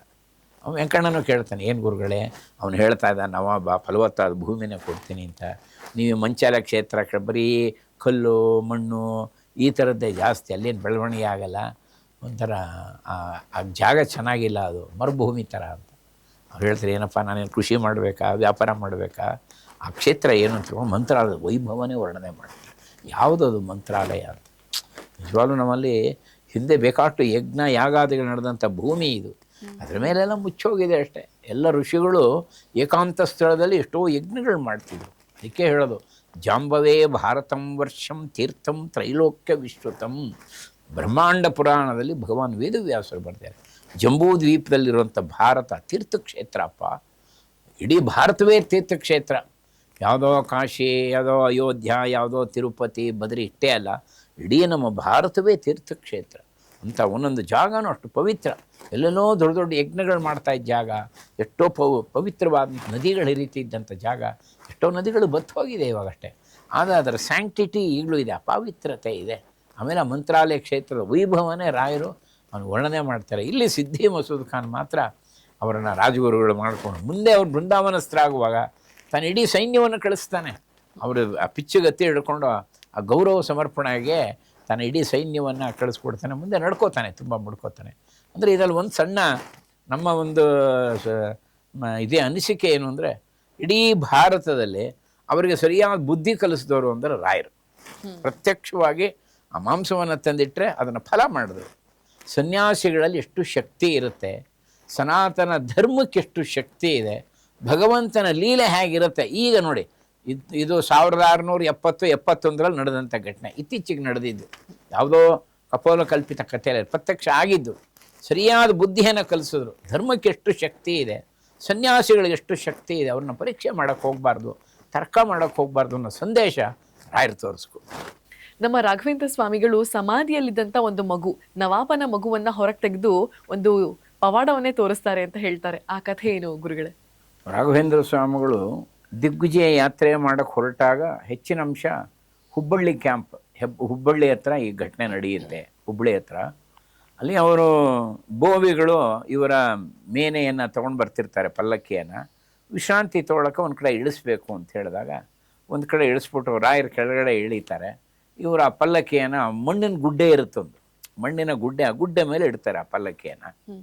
ತಕ್ಷಣ ಅಲ್ಲಿ ದನ ಕಾಯುವಂಥ ಕೆಲವು ಮಕ್ಕಳು ಪಾಪ ಗೊಲ್ಲ ಬಾಲಕು ಓಡ್ ಬಂದು ಇಡ್ತಾರೆ, ಅಯ್ಯೋ ಅದ್ರ ಮೇಲೆ ಇಡಬೇಡಿ, ಅದು ಸಮಾಧಿ, ಅದು ಈ ನವಾಬನ ಮಗ ತೀರ್ಕೊಂಡ್ಬಿಟ್ಟ, ಅವನಿಗೆ ಸಮಾಧಿ ಮಾಡಿದರೆ ಅದು ಮಣ್ಣಿನ ಅದು ಸಮಾಧಿ, ಅದ್ರ ಮೇಲೆ ಯಾಕಿಟ್ರಿ ಅಂತ.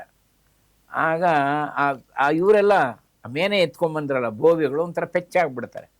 ಅಲ್ಲೇ ನಿಂತಿದ್ದ ರಾಯರು ಹೇಳ್ತಾರೆ, ನೋಡಪ್ಪ ಆ ಮಗುಗೆ ಇನ್ನೂ ಪ್ರಾಣ ಇದೆ, ಈ ಸೂರ್ಯಾಸ್ತ ಆಗೋಷ್ಟರೊಳಗೆ ಆ ಮಗುನೇನಾದ್ರು ಎಬ್ಸಿದ್ರೆ ಅವ್ನು ಉಳ್ಕೋತಾನೆ, ಅವನಿಗೆ ಇನ್ನೂ ಜೀವ ಇದೆ ಅಂತ.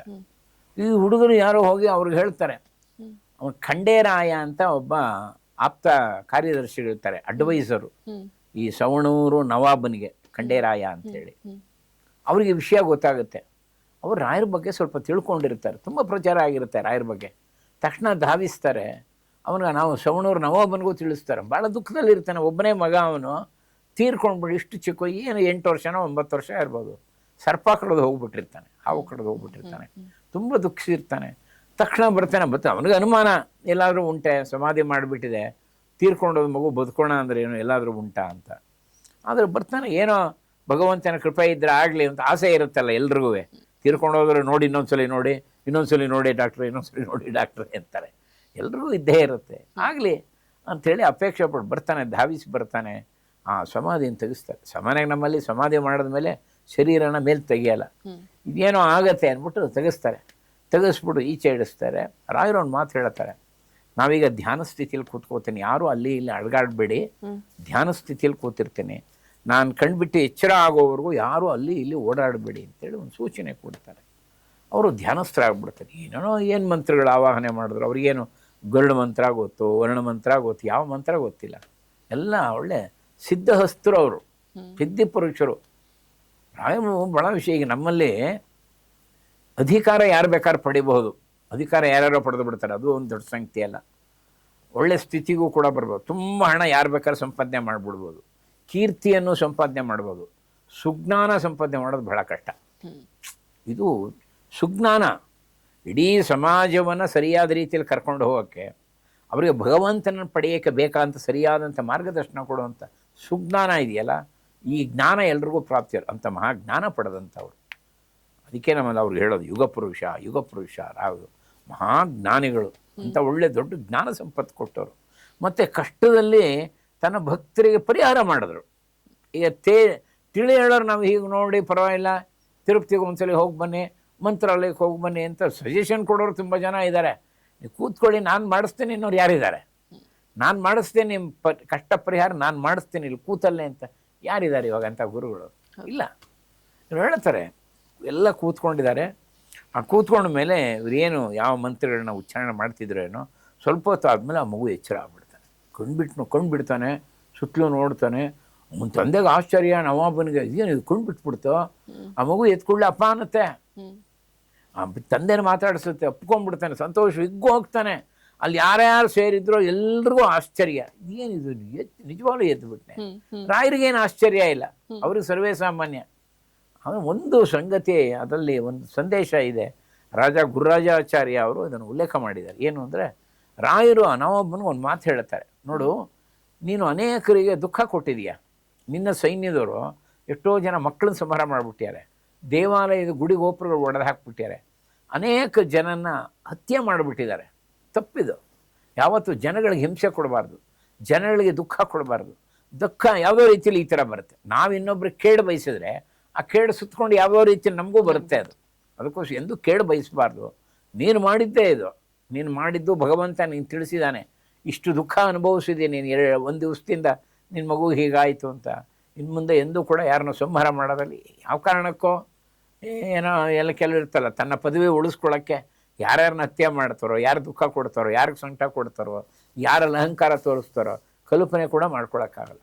ರಾಯರು ಆ ಬುದ್ಧಿವಾದ ಹೇಳ್ತಾರೆ. ದೇವಾಲಯಗಳು ಹೊಡೆಯೋದಾಗಲಿ, ಮಕ್ಕಳನ್ನ ಹತ್ಯೆ ಮಾಡೋದಾಗಲಿ ನಾವು ಕಂಸನ ಜೀವನದಲ್ಲಿ ನೋಡ್ತೀವಿ. ಈಗ 10 ದಿವಸದಿಂದ ಯಾವ್ಯಾವ ಮಕ್ಕಳು ಎಲ್ಲ ಸಂಹಾರ ಮಾಡಿಸ್ಬಿಡ್ತಾನೆ, ಮಥುರಾ ಸುತ್ತಲೂ. ಇದೆಲ್ಲ ಭಯಂಕರ ರಾಕ್ಷಸರ ಕೆಲಸ. ಅದು ಇದು ಯಾರಿಗೂ ದುಃಖ ಕೊಡಬೇಡ ನೀನು ಅಂತ ಒಂದು ಸಂದೇಶ ಕೊಟ್ಟರು ರಾಯರು. ಮತ್ತು ಅವನು ಇದಕ್ಕೋಸ್ಕರನೇ ಕೃಷ್ಣಾಪುರ ಅಂತ ಒಂದು ಗ್ರಾಮನೇ ರಾಯರಿಗೆ ಕೊಟ್ಬಿಡ್ತಾನೆ ಜಗರಿಯಾಗಿ. ಆ ದಾಖಲೆ ಇದೆ, ಶಾಸನ ಇದೆ. ಅದಕ್ಕೆ ಕೃಷ್ಣಾಪುರದಲ್ಲಿ ಬರುವಂಥ ಎಲ್ಲ ವರಮಾನನೂ ಮಂತ್ರಾಲಯಕ್ಕೆ ಬರುತ್ತೆ. ಅದು ಅವನು ಜಯಗಿರಿಯಾಗಿ ಕೊಟ್ಟಿದ್ದಾನೆ. ಯಾಕೆ ರಾಯರು ಇಂಥ ಒಂದು ಅನುಗ್ರಹ ನಮಗಾಯಿತು ರಾಯರ ಕಡೆಯಿಂದ. ಅಂದರೆ ಇಷ್ಟು ಅಪರೋಕ್ಷ ಜ್ಞಾನಿಗಳು ಜನಕ್ಕೆ, ಸಮಾಜಕ್ಕೆ ಸ್ಪಂದಿಸ್ತಾರೆ ಇವರು ಅಂಥೇಳಿ ಆ ಗೌರವದಿಂದ ಆ ಕೃಷ್ಣಾಪುರ ಗ್ರಾಮವನ್ನು ಕೊಟ್ಟ ಅಂಥೇಳಿ ಉಲ್ಲೇಖ ಇದೆ. ನಮ್ಮ ರಾಘವೇಂದ್ರ ಸ್ವಾಮಿಗಳು ತಿರುಪತಿ ತಿಮ್ಮಪ್ಪನಿಗೆ ಒಂದ್ಸಲ ಏಕಾಂತ ಸೇವೆ ಮಾಡ್ತಾರೆ, ವಿಶೇಷವಾದ ಪ್ರಸಂಗ ಅಂತ ಹೇಳ್ತಾರೆ. ಏನಿದು ಗುರುಗಳು? ಅವರು ರಾಯರು ಅನೇಕ ತೀರ್ಥಕ್ಷೇತ್ರಕ್ಕೆ ಹೋಗಿದ್ದುಂಟು. ಪವಿತ್ರವಾದಂಥ ನದಿಯಲ್ಲಿ ಯಾವ್ಯಾವ ಸಮಯದಲ್ಲಿ ಸ್ನಾನಾದಿಗಳಾಗಬೇಕೋ ಅದನ್ನೆಲ್ಲ ತಪ್ಪದೇ ಮಾಡ್ತಾಯಿದ್ರು. ಅದೆಲ್ಲ ಅನುಷ್ಠಾನ ಚೆನ್ನಾಗಿ ಇಟ್ಕೊಂಡಿದ್ರು. ಹೀಗೆ ಅವರು ತಿರುಪತಿಗೆ ಹೊರಡ್ತಾರೆ. ತಿರುಪತಿಗೆ ಹೊರಡುವಾಗ ಮೂಲ ರಾಮದೇವರ ಪೆಟ್ಟಿಗೆಯನ್ನು ಇಟ್ಕೊಂಡು ಬೆಟ್ಟ ಹತ್ತಾರೆ. ಭಗವಂತನ ಸ್ತುತಿ ಮಾಡ್ತಾ ಮಾಡ್ತಾ ಮೂಲರಾಮನ ಪೆಟ್ಟಿಗೆಯನ್ನು ಇಡಿಸ್ಕೊಂಡು ಅವರ ಸೋದರಳಿಯ ನಾರಾಯಣಾಚಾರ್ಯ ಅಂತ, ಪಂಡಿತ ನಾರಾಯಣಾಚಾರ್ಯ ಅಂತ, ಅವರ ಹಿರಿಯ ಸಹೋದರಿಯ ಪುತ್ರರು ನಾರಾಯಣಾಚಾರ್ಯ, ಅವರು ಪೆಟ್ಟಿಗೆ ಇಟ್ಕೊಳ್ತಾರೆ. ಇವರು ಭಗವಂತನ ಸ್ತುತಿ ಮಾಡ್ತಾ ಮಾಡ್ತಾ ಮೇಲಕ್ಕೆ ಹತ್ತಾರೆ. ಅಲ್ಲಿ ಹೋಗಿ ಕಪಿಲ ತೀರ್ಥದಲ್ಲಿ, ವಿಶೇಷವಾಗಿ ಕೆಳಗಡೆ ಕಪಿಲ ತೀರ್ಥದಲ್ಲಿ ಸ್ನಾನ ಮಾಡ್ಕೊಂಡು ಹೋಗಿದ್ದಾರೆ. ಇದರಲ್ಲಿ ಪದ್ಧತಿ ಇದೆ. ತಿರುಮಲಾಗೆ ಹೋಗ್ಬೇಕಾದ್ರೆ ಯಾವ ರೀತಿ ಹೋಗಬೇಕು, ನಿಜವಾಗ್ಲೂ ರಾಯರನ್ನು ನೋಡಿ ಕಲಿಬೇಕು ನಾವು. ಅದಕ್ಕೊಂದು ಪದ್ಧತಿ ಇದೆ. ಪೂರ್ಣ ನಮ್ಗೆ ಫಲ ಸಿಗಬೇಕಾದ್ರೆ ಆ ರೀತಿಯಲ್ಲೇ ಹೋಗಬೇಕು ಅಂತಿದೆ. ಕಪಿಲ ತೀರ್ಥದಲ್ಲಿ ಸ್ನಾನಾದಿಗಳು ಮಾಡಿದ್ದಾರೆ. ಆಮೇಲೆ ಬೆಟ್ಟ ಹತ್ತಿದ್ದಾರೆ. ಅಲ್ಲಿ ಸ್ವಾಮಿ ಪುಷ್ಕರಣಿ ತೀರ್ಥದಲ್ಲಿ ಅವರು ಸ್ನಾನ ಮಾಡಿದ್ದಾರೆ. ಮುಳುಗಿ ಸ್ನಾನ ಮಾಡಿ ಅದಕ್ಕೆ ಸಂಕಲ್ಪ ಇದೆ ಮಾಡಿ. ಅಲ್ಲಿ ವರಾಹ ದೇವರಿದೆ. ವರಾಹ ದೇವರನ್ನ ದರ್ಶನ ಮಾಡಿಕೊಂಡು, ಹಿಂದೆ ತಿಮ್ಮಪ್ಪ ವರಾಹ ದೇವ್ರಿಗೆ ಆಶ್ವಾಸನೆ ಕೊಟ್ಟಿದ್ದಪ್ಪ, ಮೊದಲು ನಿನ್ನ ದರ್ಶನ ಮಾಡ್ತಾರೆ, ನನ್ನ ಭಕ್ತರೆಲ್ಲ ಬರ್ತಾರೆ, ನಿನ್ನ ದರ್ಶನ ಮಾಡಿ ನಿನ್ನ ಗೌರವ ಸಲ್ಲಿಸಿ ತದನಂತರದಲ್ಲಿ ನಾನು ನೋಡ್ತಾರೆ ಅಂತ ವರಾಹ ದೇವರಿಗೆ ಶ್ರೀನಿವಾಸ ದೇವರು ಒಂದು ಮಾತು ಕೊಟ್ಟಿದ್ದರು ಅಂತ ಪುರಾಣದಲ್ಲಿ ಉಲ್ಲೇಖ ಇದೆ. ಇವರು ಅದೇ ರೀತಿಯಲ್ಲೇ ನೋಡಿಕೊಂಡು ವರಾಹ ದೇವ್ರ ದರ್ಶನ ಮಾಡಿ ಸಂತೋಷಪಟ್ಟು ಅಲ್ಲಿಂದ ತಿರುಮಲಾಗೆ ಹೋಗ್ತಾರೆ. ಗರ್ಭಗುಡಿಗೆ ಹೋಗ್ತಿದ್ದಾಗ ಅಲ್ಲಿ ಪಂಡಿತರಿಗೆಲ್ಲ ರಾಘವೇಂದ್ರ ಸ್ವಾಮಿಗಳು ಬಂದಿದ್ದಾರೆ ಅಂತ ಅವ್ರ ವಿಚಾರ ಹೆಚ್ಚು ಎಲ್ಲ ಕಡೆ ಪ್ರಚಾರ ಆಗಿರುತ್ತೆ. ಭಗವಂತನ ಒಂದು ವೈಶಿಷ್ಟ್ಯ ಏನು ಅಂತಂದರೆ, ಯಾರು ನಂದೇನು ಪ್ರಚಾರ ಆಗಬಾರ್ದು, ತಾನು ಏಕಾಂತದಲ್ಲಿ ಭಗವಂತ ಉಪಾಸನೆ ಮಾಡ್ತಾನೆ, ಎಲ್ಲೋ ಗುಹೆಯಲ್ಲಿ ಇರ್ತಾರೆ, ಭಗವಂತ ಬಿಡದೆ ಅವ್ರನ್ನ ಪ್ರಚಾರ ಮಾಡಿಬಿಡ್ತಾನೆ. ಕೆಲವರು ನನ್ನ ಪ್ರಚಾರ ತುಂಬ ಆಗಬೇಕು, ನನ್ನ ಪ್ರಸಿದ್ಧಿ ಆಗಬೇಕು, ಬೇಕಾವಟ್ಟು ಎಲ್ಲ ಹೊಗಳಬೇಕು ಅಂದ್ಕೊಂಡಿರ್ತಾರೆ, ಯಾರು ಹೊಗಳೋದೇ ಇಲ್ಲ ಅವನು. ಗೊತ್ತಾಯ್ತಾ? ಈ ಸಂಕಲ್ಪ ಅವನಲ್ಲಿರಬೇಕು. ಎಲ್ಲ ಇವ್ರಿಗೆ ಆಶ್ಚರ್ಯ, ರಾಯರ ಬಗ್ಗೆ ಅಷ್ಟು ಪ್ರಚಾರ ಆಗಿಬಿಟ್ಟಿರುತ್ತೆ. ಅವರೆಲ್ಲ ಓಡ್ ಬರ್ತಾರೆ, ನಮಸ್ಕಾರ ಮಾಡ್ತಾರೆ, ಇವ್ರನ್ನ ಕರ್ಕೊಂಡು ಹೋಗ್ತಾರೆ, ಪೂರ್ಣಕುಂಭ ಸ್ವಾಗತ ಮಾಡಿ ಭಗವಂತನ ಹತ್ತಿರಕ್ಕೆ ಕರ್ಕೊಂಡು ಹೋಗ್ತಾರೆ. ಆಮೇಲೆ ಅಲ್ಲಿ ದೊಡ್ಡ ಮಣೆ ಇಡ್ತಾರೆ, ಈ ಹೊಸಲ ಹತ್ರ ಮೂಲ ರಾಮಚಂದ್ರನಿಟ್ಟು ರಾಯರು ಒಳಗಡೆ ಹೋಗಿ ಅರ್ಚಕರು ಹೇಳ್ತಾರೆ, ನೀವು ಏಕಾಂತ ಸೇವೆ ಮಾಡಬಹುದು. ಏಕಾಂತ ಸೇವೆಯಲ್ಲೇ ಭಗವಂತ ನಮಗೆಲ್ಲ ಸಿಗೋದು. ನಾವು ಎಷ್ಟೇ ಪ್ರವಚನ ಕೇಳಲಿ, ಹೇಳಲಿ, ಓದಲಿ, ಏಕಾಂತದಲ್ಲೇ ಭಗವಂತನ ದರ್ಶನ ಆಗಬೇಕು. ಭಗವಂತನ ಉಗ್ರ ಆಗ್ಬೇಕಾದ್ರೆ ನಮ್ಮಲ್ಲಿ ಏಕಾಂತ ಸೇವೆ ಆಗಬೇಕು. ಆ ಏಕಾಂತ ಸೇವೆಯನ್ನು ಮಾಡ್ತಾರೆ. ಅವರು ಭಗವಂತನ ಮುಂದೆನೇ ಕೂತ್ಕೋತಾರೆ.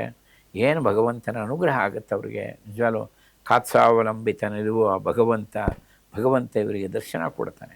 ಭಗವಂತನ ಪ್ರಾರ್ಥನೆ ಮಾಡ್ಕೋತಾರೆ ರಾಯರು, ನಾನು ಏನು ಸೇವೆ ನಿನಗೆ ಮಾಡಲಿಪ್ಪ, ನಾನು ಈ ಜೀವನದಲ್ಲಿ ಯಾವ ರೀತಿ ಸೇವೆ ನಿನಗೆ ಮಾಡಲಿ ಅಂತ ಭಗವಂತನ ಪ್ರಾರ್ಥನೆ ಮಾಡ್ಕೋತಾರೆ. ಆಗ ಒಂದು ಅಶರೀರವಾಣಿ ಆಗುತ್ತೆ, ತುಂಬ ಚೆನ್ನಾಗಿದೆ.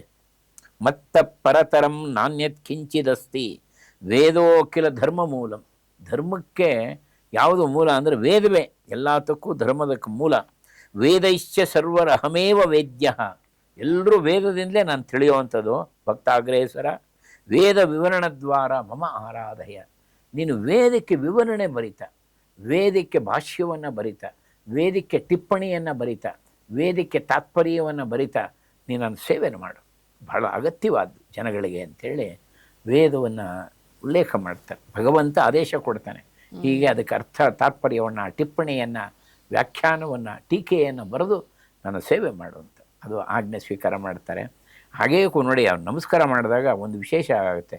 ಆ ತಿರುಪತಿ ತಿಮ್ಮಪ್ಪನ ಕೊರಳಿದ್ದಂಥ ತುಳಸಿ ಮಾಲೆ ಅದು ಬಂದು ಬಲಗೈಯಿಂದ ಬಂದು ಇವರ ಕೊರಳಿಗೆ ಬೀಳುತ್ತೆ. ಇದು ಉಲ್ಲೇಖ ಮಾಡ್ತಾರೆ. ಇಲ್ಲಿ ಇವರಿಗೆ ಒಳಗಡೆ ಏಕಾಂತ ಸೇವೆ ಆದಮೇಲೆ ಅವ್ರು ಈಚೆ ಬಂದಾಗ ಅಲ್ಲೊಬ್ಬರು ಅರ್ಚಕರು ಇರ್ತಾರೆ, ಸ್ವಲ್ಪ ವಯಸ್ಸಾದಂಥ ವ್ಯಕ್ತಿ ಬಂದು ಇವ್ರ ಪಾದ ಹಿಡ್ಕೊಂಡ್ಬಿಡ್ತಾರೆ. ಭಗವಂತ ಮಾತಾಡಿದ್ದು ನನಗೆ ಕೇಳಿಸ್ತು. ನನಗೆ ಇವತ್ತು ಹೆಚ್ಚು ಕಡಿಮೆ 80 ವರ್ಷ ವಯಸ್ಸು, ನನ್ನ ಜೀವನದಲ್ಲೇ ಒಳಗಿಂದ ಸದ್ಬಂದಿದ್ದೆ ಕೇಳಿಲ್ಲ. ನಾನು ಯಾವಾಗಲೂ ಇಲ್ಲೇ ಇದು ಪೂಜೆ ಮಾಡೋನು, ಭಗವಂತನ ಧ್ವನಿ ನಂಗೆ ಕೇಳಿಸ್ದು. ನೋಡಿ, ವೇದ ವಿವರದ್ವಾರ ಮಮ ಆರಾಧಯ ಭಕ್ತಾಗ್ರೇಸರ, ನಿಮಗೆ ಆದೇಶ ಕೊಟ್ಟಿದ್ದು ಎಂಥ ಮಹಿಮರು ನೀವು. ಇವತ್ತು ನಾನು ನಿಜವಾಗ್ಲೂ ಅಲ್ಲಿ ಭಗವಂತನ ಪೂಜೆ ಎಲ್ಲ ಮಾಡ್ತಿದ್ವಿ, ಎಲ್ಲ ಸರಿ, ನಿಧಾನೇ ಭಗವಂತ ಅವನ ಧ್ವನಿ ಇವತ್ತು ಕೇಳುತ್ತದೆ. ಏನು ಕಣ್ಣಲ್ಲಿ ಆನಂದ ಭಾಷೆ ಸುರಿಸ್ತಾರೆ. ಇಂಥ ಮಹಿಮರು ರಾಘವೇಂದ್ರ ಸ್ವಾಮಿಗಳು ಏಕಾಂತ ಸೇವೆ ಮಾಡ್ತಾರೆ. ಮತ್ತು ಎರಡನೇದು, ಇದೇ ರಾಯರು ಇನ್ನು ಸ್ವತಃ ಅವರ ಪ್ರಸಾದದಿಂದಲೇ, ಶ್ರೀನಿವಾಸನ ಪ್ರಸಾದದಿಂದಲೇ ಹುಟ್ಟಿದ್ದು. ಅದಕ್ಕೆ ಇವರಿಗೆ ವೆಂಕಟನಾಥ ಅಂತ ತಿಮ್ಮಣ್ಣಾಚಾರ್ಯ ಹೆಸರಿಟ್ಟಿದ್ರು. ಇದೇ ರಾಘವೇಂದ್ರ ಸ್ವಾಮಿಗಳಿಗೆ ಕಳೆದ ಅನೇಕ ವರ್ಷದ ಹಿಂದೆ ವ್ಯಾಸರಾಜರಾಗಿದ್ದಾಗ ಭಗವಂತನ ಸೇವೆ ಮಾಡಿದರು. ತಿರುಮಲದಲ್ಲಿ ಒಂದ್ಸಲಿ ಒಂದು ಘಟನೆ ನಡೆದು ಹೋಗುತ್ತೆ. ಭಗವಂತ ಉಗ್ರ ಆಗಿ ಹೋಗ್ಬಿಡ್ತಾನೆ, ಏನು ದರ್ಶನವೇ ಸಿಗೋಲ್ಲ. ಅದಕ್ಕೋಸ್ಕರ ಏನು ಮಾಡ್ತೇವೆ, ಉಗ್ರ ಶ್ರೀನಿವಾಸನ ದರ್ಶನ ಮಾಡೋ ಹಾಗಿಲ್ಲ ಅಂದ್ಬಿಟ್ಟು ಬಾಗಿಲು ಹಾಕ್ಬಿಟ್ಟು ಉತ್ಸವಮೂರ್ತಿ ಮಾತ್ರ ಈಚೆ ಇಟ್ಟಿರ್ತಾರೆ. ಬಂದರೆಲ್ಲ ಉತ್ಸವಮೂರ್ತಿನೇ ದರ್ಶನ ಮಾಡ್ಕೊಂಡು ಹೋಗ್ತಿರ್ತಾರೆ. ಶ್ರೀಪಾದರಾಜರ ಕಾಲದಲ್ಲಿ ವ್ಯಾಸರಾಜರಿಗೆ ಹೇಳಿ, ಅಪ್ಪ ನೀನು ಅಲ್ಲಿ ಪೂಜೆ ಮಾಡಿ ಸನ್ನಿಧಾನ ಉಂಟು ಮಾಡಬೇಕು ಅಂಥೇಳಿ ವ್ಯಾಸರಾಜನ ಸ್ವೀಕಾರ ಮಾಡ್ತಾರೆ. ಇನ್ನು ಚಿಕ್ಕ ವಯಸ್ಸಾಗ ವ್ಯಾಸರಾಜರು ಕೃಷ್ಣದೇವರಾಯನಿಗೆ ರಾಜಗುರುಗಳಾದರೂ ನಂತರದಲ್ಲಿ ಅವರು ಹೋಗಿ ಅಲ್ಲಿ ಸನ್ನಿಧಾನ ಉಂಟು ಮಾಡ್ತಾರೆ. ವ್ಯಾಸರಾಜರು ಮೇಲಿಗೆ ಬೆಟ್ಟಕ್ಕೆ ಹೋದರೆ ಅವರ ಒಂದು ಏನು ಕೈಕಾಲು ತೊಳ್ಕೊಳ್ಳೋದು ಕೂಡ ಬೆಟ್ಟದ ಕೆಳಗೆ ಬಂದು ಕೈಕಾಲು ತೊಳ್ಕೊಂಡು ಮೇಲಕ್ಕೆ ಹೋಗೋರಂತೆ. ಮೇಲ್ಗಡೆ ಒಂದು ಗಲೀಜೆ ಮಾಡ್ತಿರ್ಲಿಲ್ವಂತೆ. ಆ ರೀತಿ ಶ್ರದ್ಧೆ ಇದ್ದಿದ್ದವರು ವ್ಯಾಸರಾಜರು. 1486ರಿಂದ 1498ರವರೆಗೂ 12 ವರ್ಷ ಸತತವಾಗಿ ಪೂಜೆ ಮಾಡ್ತಾರೆ ವ್ಯಾಸರಾಜರು. ಮಾಡಿ ಸನ್ನಿಧಾನ ಉಂಟಾಗ್ಬಿಡುತ್ತೆ, ಭಗವಂತನ ಸನ್ನಿಧಾನ ಉಂಟು ಮಾಡ್ತಾರೆ. ತುಂಬ ರಿಫಾರ್ಮೇಷನ್ ಮಾಡಿದವರು ವ್ಯಾಸರಾಜರೇ. ಈಗಲೂ ಅಲ್ಲೆಲ್ಲ ಅದ್ರ ಬಗ್ಗೆ ಬೇಕಾದ ಶಾಸನಗಳಿದೆ ವ್ಯಾಸರಾಜರು. ಆ ವ್ಯಾಸರಾಜರೇ ರಾಘವೇಂದ್ರ ಸ್ವಾಮಿಗಳು ಅಲ್ವೇ. ಆ ನರಸಿಂಹನೇ ಈ ಶ್ರೀನಿವಾಸ. ಪ್ರಹ್ಲಾದನೇ ವ್ಯಾಸರಾಜರು, ವ್ಯಾಸರಾಜರೇ ರಾಘವೇಂದ್ರ ಸ್ವಾಮಿಗಳು, ಆ ನರಸಿಂಹನೇ ಶ್ರೀನಿವಾಸ. ನೋಡಿ, ಇದೆಲ್ಲ ದೈವಿ ರಹಸ್ಯ ಕನೆಕ್ಷನ್ ಅಲ್ಲ, ಒಂದು ಜನ್ಮಾಂತರದಲ್ವೇ. ಹಾಗೆಲ್ಲ ಪ್ರಾರ್ಥನೆ ಮಾಡಿಕೊಂಡು ತದನಂತರದಲ್ಲಿ ರಾಯರು ಬಂದು ಸುಮಾರು ವರ್ಷಗಳು ವೇದಕ್ಕೆ ಸಂಬಂಧಪಟ್ಟಂಥ ಅನೇಕ ತಾಳೆ ಗರಿಗಳಿರುತ್ತೆ, ಅದನ್ನೆಲ್ಲ ಸಂಗ್ರಹ ಮಾಡ್ತಾರೆ. ಅನೇಕ ವರ್ಷ ಸಮೇತ ಅದಕ್ಕೆಲ್ಲ ತಾತ್ಪರ್ಯ ಬರ್ತಾರೆ. 4 ವೇದಕ್ಕೂ ಭಾಷ್ಯ ಬರೆದಿದ್ದಾರೆ. ಅದ್ಭುತ, ಒಂದೊಂದು ಕೂಡ ಅದ್ಭುತ. ನಾವೇನು ಅದನ್ನು ಅಷ್ಟು ಓದಿಲ್ಲ. ಪಂಡಿತರಿಗೆ, ಯಾರು ಅದನ್ನು ತಿಳ್ಕೊಳ್ಬೇಕು ಅನ್ನೋರಿಗೆ ಉತ್ತಮವಾದಂಥ ಸಾಹಿತ್ಯವನ್ನು ಕೊಟ್ಟಿದ್ದಾರೆ. ಅಮೋಘವಾದಂಥ ಪಾಂಡಿತ್ಯ ಇದ್ದರು. ಸಾಮಾನ್ಯವಾದ ಅದನ್ನು ಅರ್ಥ ಮಾಡಿಕೊಂಡು ವ್ಯಾಖ್ಯಾನಗಳ ತಾತ್ಪರ್ಯಗಳ ವೇದಿಕೆ ವಿವರಣೆ ಕೊಟ್ಟಿದ್ದಾರೆ ರಾಯರು. ಇದೊಂದು ಅವರ ದೊಡ್ಡ ಸೇವೆ, ಭಗವಂತನ ಆಜ್ಞೆ. ಇದೇ ಅವ್ರದ್ದು, ಅದೇ ಹೇಳಿದ್ವಲ್ಲ, ತಿರುಪತಿ ತಿಮ್ಮಪ್ಪ ಮಂಚಾಲೆ ರಾಗಪ್ಪ. ಈಗ ಮುಂದೆ ರಾಘವೇಂದ್ರ ಸ್ವಾಮಿಗಳು ಬ್ರಹ್ಮರಾಕ್ಷಸ ಒಬ್ಬರನ್ನ ಓಡಿಸಿದಂತ ಒಂದು ಕಥೆ ಬರುತ್ತೆ ಅಂತ ಹೇಳ್ತಾರೆ, ಏನಾಯ್ತು ಅಲ್ಲಿ ಅಂತ? ಅವರು ಒಂದ್ಸರಿ ತುಂಗಭದ್ರಾ ತಟದಲ್ಲಿ ರಾಯರು ನದಿ ಸ್ನಾನ ಮಾಡ್ಕೊಂಡು ಈಚೆ ಬರ್ತಾ ಇರುವ ಅವರು ಶಿಷ್ಯ ಒಬ್ಬ ಗದಗನವನು, ಗದಗು ರಾಮಚಂದ್ರ ಅಂಥೇಳಿ ಹೇಳ್ತಾನೆ, ಗುರುಗಳೇ ನಾನು ಮನೆಗೆ ಹೋಗ್ತಾ ಇದ್ದೀನಿ, ಅಪ್ಪಣೆ ಕೊಡಿ, ನಿಮಗೋಸ್ಕರ ನನ್ನ ಕಾಯ್ದು ನೀವು ಅನ್ನಕ್ಕೋಸ್ಕರ ಬಂದಿದ್ದೀರಾ, ನಾನು ಮನೆಗೆ ಹೋಗ್ತೀನಿ, ಸ್ವಲ್ಪ ದಿವಸ ಮನೆಗೆ ಹೋಗಿ ಬರ್ತೀನಿ ಅಂತ. ಯಾಕಯ್ಯ ಮನೆಗೆ ಹೋಗ್ತೀನೋ? ನಾಚಿಕೆಯಿಂದ ಹೇಳ್ತಾನೆ, ನಾನು ಮದುವೆ ಮಾಡ್ಕೋಬೇಕು ಅಂತಿದ್ದೀನಿ ಗುರುಗಳೇ ಅಂತ. ಮದುವೆ ಮಾಡ್ಕೋತೀನಯ್ಯ? ಏನಯ್ಯ, ನಾನು ನದಿಯಿಂದ ಸ್ನಾನ ಮಾಡ್ಕೊಂಬ, ನನ್ನ ಕೈಲಿ ಏನೂ ಇಲ್ವಲ್ಲೋ, ನಿಂಗೆ ಏನಾದ್ರು ಕೊಡೋಣ ಅಂದರೆ ಅಂತ. ಅಯ್ಯೋ ನೀವೇನು ಕೊಡಬೇಡಿ, ನಿಮ್ಮ ಆಶೀರ್ವಾದ ಸಾಕು ನನಗೆ ಅಂಥೇಳಿ, ನೀವೊಂದು ಮುಟ್ಬಿಟ್ಟು ಒಂಚೂರು ಮಣ್ಣು ಕೊಡಿ ಸಾಕು ನನಗೆ ಅಂತ. ಗೊತ್ತಿರುತ್ತೆ ಅವ್ನಿಗೆ ಮಹಿಮೆ ಇವ್ರದ್ದು. ಮುಟ್ಟಿ ಮಣ್ಣು ಕೊಡ್ತಾರೆ, ಆಯ್ತಪ್ಪ ಈ ಮಣ್ಣೇ ನಿನಗೆ ಮದುವೆ ಮಾಡಿಸ್ಲಿ ಅಂತ ಕೊಡ್ತಾರೆ. ಹಾಗೆ ನೋಡಿ, ಆ ಸೆರಗಿನಲ್ಲಿ ಇಟ್ಕೋತಾನೆ, ತನ್ನ ಉತ್ತರಿಯೇ ತೆಗೆದು ಇಟ್ಕೊಂಡು ಅದನ್ನು ಗಂಟು ಹಾಕಿ ನಮಸ್ಕಾರ ಮಾಡಿ ರಾಯರ ಆಶೀರ್ವಾದ ತೊಗೊಂಡು ಹೊರಟು ಬಿಡ್ತಾನೆ. ಹೊರಟು ಬರ್ತಾ ಇರುವಾಗ ಸಾಮಾನ್ಯ ಹಿಂದಿನ ಕಾಲದಲ್ಲಿ ರಾತ್ರಿ ಹೊತ್ತು ಪ್ರಯಾಣ ಮಾಡ್ತಿರು, ನಡ್ಕೊಂಡೇ ಓಡಾಡ್ತಿರೋರು ಪಾಪ. ಕತ್ಲೆ ಆಗಿ ಹೋಗ್ಬಿಡುತ್ತೆ. ಅದಕ್ಕೋಸ್ಕರ ಯಾವುದೋ ಒಂದು ಮನೆ ದೊಡ್ಡ ಜಗಲಿ ಇರುತ್ತೆ, ಆ ಜಗಲಿ ಮೇಲೆ ಮಲ್ಕೋತಾನೆ. ಈಗ ನಾವು ಜಗಲಿಗಳೇ ನೋಡಲ್ಲ ಇವಾಗ, ಹಿಂದೆ ಮನೆ ಮುಂದೆ ಜಗಲಿಗಳಿರೋದು. ಆ ಜಗಲಿ ಮೇಲೆ ಮಲ್ಕೋತಾನೆ. ಈ ಗಂಟನ್ನು ಹೊಸರ ಹತ್ರ ಇಡ್ತಾನೆ. ಮನೆ ಗೃಹಸ್ಥನ ಎಪ್ಸೋದು ಬೇಡ, ಮಧ್ಯರಾತ್ರಿ ತೊಂದರೆ ಕೊಡೋದು ಬೇಡ, ರಾತ್ರಿ 10 ಗಂಟೆ ಮೇಲೆ ಆಗೋಗಿದೆ ಅಂತ ತಾನು ಆನಂದವಾಗಿ ಜಗಲಿ ಮೇಲೆ ಮಲ್ಕೋತಾನೆ. ಈ ಗಂಟಲ್ಲಿ ಇಡ್ತಾನೆ.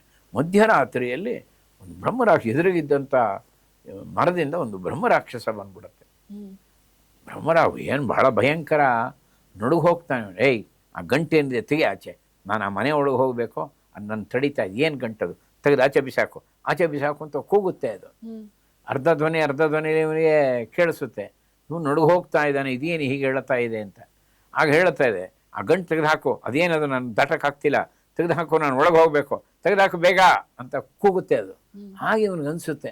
ಆ ಗಂಟಲ್ಲಿ ರಾಯರು ಕೊಟ್ಟಂಥ ಮೃತ್ತಿಕೆ ಇದೆ, ಅವರು ಕೊಟ್ಟಿದ್ರು ಈ ಮಣ್ಣು.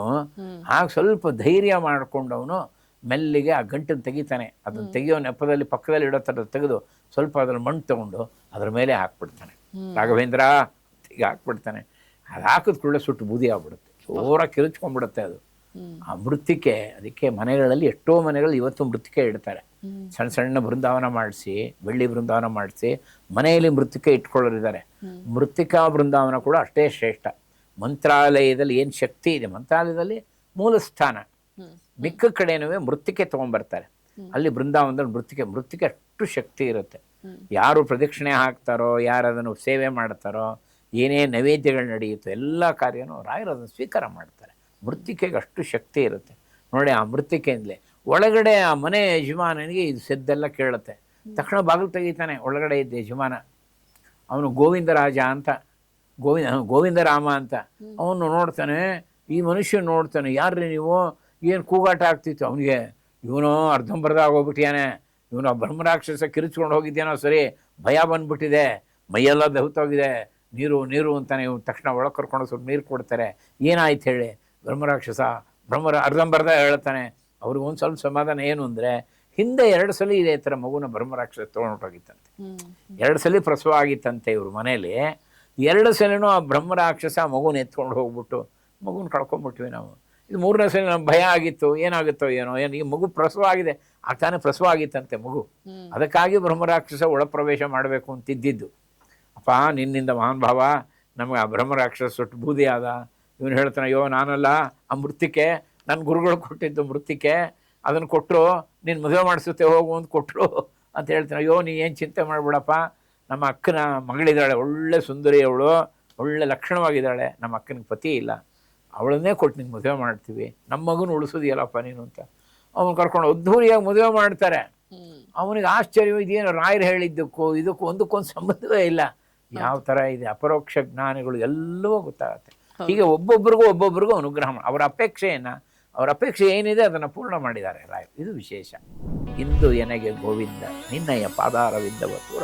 ಇವರು ಅದನ್ನು ಹೇಳ್ತಾ ಮೈ ಮರೆತು ಬಿಡುತ್ತಾರೆ, ಕಣ್ಣಲ್ಲಿ ಆನಂದ ಬಾಷ್ಪ ಬರ್ತಾ ಇರುತ್ತೆ. ಭಗವಂತ ಒಳಗಡೆಯಿಂದ ಗರ್ಭಗುಡಿಯಿಂದ ಬಂದು ಚಿಕ್ಕ ಹುಡುಗನಾಗಿ ಬಂದು ಇವರ ತೊಡೆಯ ಮೇಲೆ ಕೂತ್ಕೊಂಡು ಇವರು ಕಣ್ಣೀರು ಒರೆಸ್ತಾ ಅಂತ ಉಲ್ಲೇಖ ಮಾಡ್ತಾರೆ. ಕಡೆಯಲ್ಲಿ ರಾಘವೇಂದ್ರ ಸ್ವಾಮಿಗಳು ಶಿವಾಜಿ ಮಹಾರಾಜ್ ತಲೆ ಮೇಲೆ ಕೈ ಇಡ್ತಾರೆ. ಇವನು ಅದ್ಭುತವಾದ ಪ್ರತಿಕ್ರಿಯೆ ಆಗ್ಬಿಡುತ್ತೆ, ರೋಮಾಂಚನ ಆಗ್ಬಿಡುತ್ತೆ ಶಿವಾಜಿ ಮಹಾರಾಜ್. ನಮ್ಮ ರಾಘವೇಂದ್ರ ಸ್ವಾಮಿಗಳು ಕನಕದಾಸರನ್ನ ಭೇಟಿ ಮಾಡುವಂತ ಪ್ರಸಂಗ ಬರುತ್ತೆ ಅಂತ ಹೇಳ್ತಾರೆ. ಇದ್ಯಾವಾಗುತ್ತೆ? ನಾನು ಎಚ್ಚರ ಆಗೋವರೆಗೂ ಯಾರು ಎಬ್ಬಿಸ್ಬಾರ್ದು. ಗುರುಗಳೇ ರಾಯರೇ ಅಂತ ಹೇಳೋದು, ಏನು ಸದ್ದು ಮಾಡಕ್ಕೆ ಹೋಗ್ಬೇಡಿ ಅಂತೇಳಿ ರಾಯರ ಆದೇಶ ಕೊಟ್ಬಿಟ್ಟು ಒಂದು ಮಣೆ ಹಾಕೊಂಡು ಕೂತ್ಕೊಂಡ್ಬಿಡ್ತಾರೆ ಶಾಂತ. ಇದು ಇತಿಹಾಸದಲ್ಲಿ ರೆಕಾರ್ಡ್ ಆಗಿರೋದು. 3 ದಿವಸ ಕೂತಿರ್ತಾರೆ ಉಪವಾಸದಲ್ಲಿ, ಧ್ಯಾನ ಮಾಡ್ತಾ 3ನೇ ದಿವಸ ಆದಮೇಲೆ ಆ ಗೋದಾಮು ಎಲ್ಲ ತುಂಬ ಹೋಗ್ಬಿಡುತ್ತೆ, ಎಲ್ಲ ಧಾನ್ಯಗಳು ತುಂಬ ಹೋಗ್ಬಿಡುತ್ತೆ. ಸುಮಾರು ಜನ ಸೇರಿಬಿಡ್ತಾರೆ. ಕಳೆದ ತಾಮ್ರದ ಸಂಪುಟದಲ್ಲಿ 700 ಲಕ್ಷ್ಮೀನಾರಾಯಣ ಸಾಲಿಗ್ರಾಮ ಪವಿತ್ರವಾದ್ದು ಅಲ್ಲಿದೆ. ಮತ್ತು ಕೆಳಗಡೆ 6 ಅಡಿ ಚಚ್ಚೌಕದ ಪೂರ್ತಿ ಕಲ್ಲಿನ ಬೃಂದಾವನ ಅದು. ಥಾಮಸ್ ಮಂಡ್ರೋ ಅಂಥೇಳಿ ಒಬ್ಬ ಬ್ರಿಟಿಷ್ ಅಧಿಕಾರಿ ತಕ್ಷಣ ನಿಂತ್ಕೊಂಡ್ಬಿಡ್ತಾನೆ. ನಿಂತ್ಕೊಂಡು ಪ್ರೇ ಮಾಡೋಕ್ಕೆ ಶುರು ಮಾಡ್ಬಿಡ್ತಾನೆ. ವಾಟ್ ಇಸ್ ದಿಸ್, ಏನಿದು? ರಾಯರು ಅವನಿಗೆ ಅಕ್ಷತೆ ಕೊಟ್ಟಿರ್ತಾರೆ, ಮಂತ್ರಾಕ್ಷತೆ ಕೊಟ್ಟಿರ್ತಾರೆ. 1820 ನಡೆದಿದ್ದು. ಆಗ ಅವ್ರಿಗೆ ಅರ್ಚಕರಿಗೆ ಆಶ್ಚರ್ಯ ಆಗ್ಬಿಡ್ತು. 1671 ಬೃಂದಾವನಸ್ಥರಾಗಿರೋರು. ಈ ಘಟನೆಗಳು 1820 ಆಫ್ಟರ್ 150 ಇಯರ್ಸ್. ನಂಜನಗೂಡು ಮಠಕ್ಕೆ ಮುಮ್ಮಡಿ ಕೃಷ್ಣರಾಜ ಒಡೆಯರ್ ಭೇಟಿ ಕೊಟ್ಟಾಗ ಒಂದು ಪ್ರಸಂಗ ನಡೆಯುತ್ತೆ ಅಂತ ಹೇಳ್ತಾರೆ. ಅವರು ಕೂಡ ರಾಯರ ಭಕ್ತರಾಗಿದ್ರು ಅಂತ ಕೂಡ ಹೇಳ್ತಾರೆ. ಇದ್ರ ಬಗ್ಗೆ ಹೇಳೋದಾದ್ರೆ? ತುಂಬಾ ದಯಾಳು ರಾಘವೇಂದ್ರು. ಶಿಷ್ಯರು ತನ್ನ ಭಕ್ತರನ್ನ ಹಣಗಾಯ ಮಾಡಲ್ಲ, ಸತಾಯಿಸಲ್ಲ, ನೋಯಿಸಲ್ಲ, ಬೇಗ ಅನುಗ್ರಹ ಮಾಡ್ಬಿಡ್ತಾರೆ. ಇದೊಂದು ವಿಶೇಷ ಇದೆ. ಅದಕ್ಕೆ ಎಲ್ಲ ರಾಯರನ್ನ ಮೊರೆ ಹೋಗ್ತಾರೆ. ಕೆಲವಾರು ದೇವತೆಗಳು ಸುಲಭವಾಗಿ ಉಳಿಯಲ್ಲ.